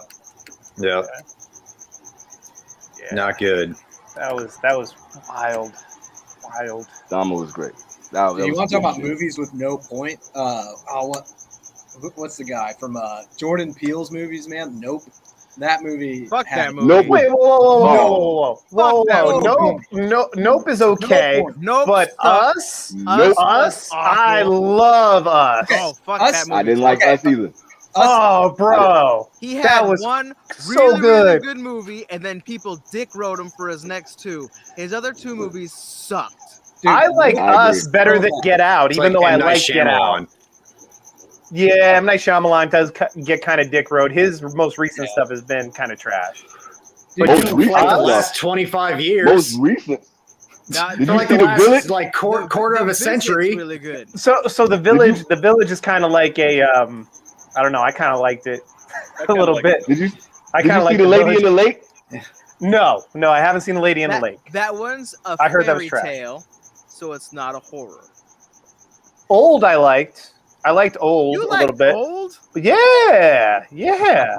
I like the concept of like, you The just concept in is this good. random beach, bro, and you just withering away, and nobody can figure out why. And The weird. You know See what this gray right signs? here? See this gray? I got old watching that shit. that might Wow. explain a lot. Dude, That might dude. explain a lot. I don't know. Do you know what the symbolism was behind Nope? What Jordan I'm gonna let these dogs in, but I'm gonna listen to you. What he said was like the point of Nope. To bore people to death. Yeah, it was about like animal abuse in Hollywood. I mean, That the very was the first point scene, of sure. Nope. Yeah, yeah. It was to show that we treat animals bad. That's what all they had to do On was set. show the chimp scene, and that could have been his entire movie. The chip scene that was disturbing. That was like Yeah. weird. But that movie. No. When I learned that was what the movie was about, I hated it twice. They're as much. CG. They're They- CGI. There doesn't have to be anything anymore. They Like took the ending scene from the movie Evolution, where they're shooting a dandruff shampoo up the giant monster's ass, and they made that the villain of Nope. That was the point. Yeah. Evolution's definitely a better movie than Nope. was great compared to Nope. Eight-Legged Spiders might have been a better one too. I don't know, but I don't know, man. Like, I thought that Us was great. I thought that was a really like different horror movie to have like this an other entire version of yourself. Civilization Underground in in an amusement park entrance that no one found. All from Hands Across America, bro. Amazing. Yeah. You know what made that movie good is Lupita Nyong'o. Like any scene she was in was phenomenal. The rest of that fucking movie was trash. Man, the bunnies that they would eat, they're all white rabbits. Like, I don't know. There was just so much symbolism. It's great. Animal abuse. No, copycats of each other. Yeah. The white rabbits. All Yeah, copycats of each other, and they're eating them, so then they go and kill their, like it's, you get it. I was just joking. But No, we don't. anyways, I like- I don't even think Jordan Peele got that movie. Can you imagine him turning that shit in? He's like, I got a whole movie about animal abuse. Kind of. Fuck out of here, Jordan. yeah, kind If of. Kinda. you Has squint and aliens tilt in it. your head. He did that after he abused a whole bunch of white bunnies for that movie before. Yeah. It's kind of Well, ironic. But like M. Night, The Visit was really good. That was unsettling. I might sound cliche, but I liked Signs. I thought Signs. Signs? I thought that Signs was dope. Dude, Signs when they was all were scary. wearing the tinfoil hats, Dude, and then that alien comes across the screen. Yeah. When that thing came across, and they're Oh, watching it on TV, and everybody freaks That's out. scary Like, as hell. That's scary. That was scary as hell. Yo, that was scary as Yeah. shit. Oh yeah. I was like funny about 12 when that Signs- came out. And What's then the funny about village. Signs is that like I was there's like, so oh. many obvious dumb things in that movie, but it's still fun to watch. Like, oh, these aliens are basically deathly allergic to water. Okay, let's land on the planet that's 3/4 water. Water, yeah. Yeah. 75% Yeah, water. Yeah. Yeah. And it's like, Yeah, oh, it's the same shit. It's the same shit with the War of the Worlds. You know, right. it's like, Yeah. they can't breathe oxygen. They just Well, no, Okay. I thought with War of the Worlds is they were exposed to the bacteria that Yeah. existed. and it eventually Under. weakened their shield. Yeah. There was one. What was the one with Mark Wahlberg where they gave away the ending The in the Happening. first 5 minutes? Yeah, The and it was like, Happening. It happened. sometimes things Oh. just happen in nature, and that was the whole movie. They Yeah. gave So, it like, I away in the kinda- first 5 minutes. So then, did you I guys not honestly like thought- Bird Box? Huh? Is I that, never saw it. It was all right. is that the one with what? Sandra What's Bullock. the chick's name? Sandra Bullock when she was like everybody was that was alright. Bird Box. Yeah, when they're like grabbing Bird people's Box, faces Bird and Box. opening their eyes That up, was, that was good. Yeah, Yeah, I like That was that. good. you Is that M. must Night Shyamalan? It was kind of like The Happening, but a little different. When he had all the drawings of all the demons all scattered out, you knew that some shit was gonna go down. And like John Malkovich, he's done. Like you just like, oh man, this dude is like, he's one of them. Yeah, no, What the did you happening think was So that was a more good like attempt. running What did themselves. But the way to do that type of movie was A Quiet Place. Yeah, I And was A just gonna Quiet say Place that. 2. That's That's the way to do that movie. 100%. Love those movies. Great I 100%. really like those. Yeah. Love those movies. Those are great. But I mean, Emily Blunt is also amazing. Like in almost all the stuff. That The she's first in. one was better. Yeah. The first one was way The better. first in my one was opinion. better, but the second one was still good. It's hard to make a sequel that's like worth watching, and they did that shit. And then like Yeah, the kid drops it was the good. toy, and you're just like, oh no! Like you just. Dude, Dude, do you know, motherfucker. do you know what I realized? I don't know. Maybe y'all realize this because y'all are more cinephile than me. But when the point not. of that whole thing, when that kid, spoiler alert, gets railroaded or whatever at the beginning, that for me in my mind was like, okay, anything is on the table now in this movie. basically. Yeah. That set the tone of like, okay, Yeah. anything's 100%. on the table now. So that's what I felt like brought so much tension to that movie. Was And you got to live with that tragedy the whole freaking movie, Yeah. so you know anybody is on the table. That shit made it like that, and like the Cloverfield movie that had John Goodman in it. yeah. Y'all know the one I'm talking. I can't think. yeah, I know when 10 they're in it's the Cloverfield. Cloverfield buffet. Lane. Yeah, Yeah. Yeah, That was that's the They were same type underground. of shit. That was good. Yeah. That was good. Requiem too. Requiem for a Dream. As soon as you see the baby, you're just like, man, like anything can happen. that like movie. this is just fucked up. No movie has ever Fuck traumatized that me like movie. that fucking movie, man. That movie will 100%. fuck with your Pie. head. Pie. Pie. Fuck that I movie never saw too. Pie. Pie was pretty fucked up. Don't. It's worse than Requiem. I haven't seen it. I haven't seen either one of them. The Human Centipede. That'll jack you up. I can't bring There you myself go. to watch that. That'll make you turn it off real quick. Oh, if we're talking about that, have you seen Tusk? No. Never seen Tusk. Justin Long gets turned into a human version of a walrus.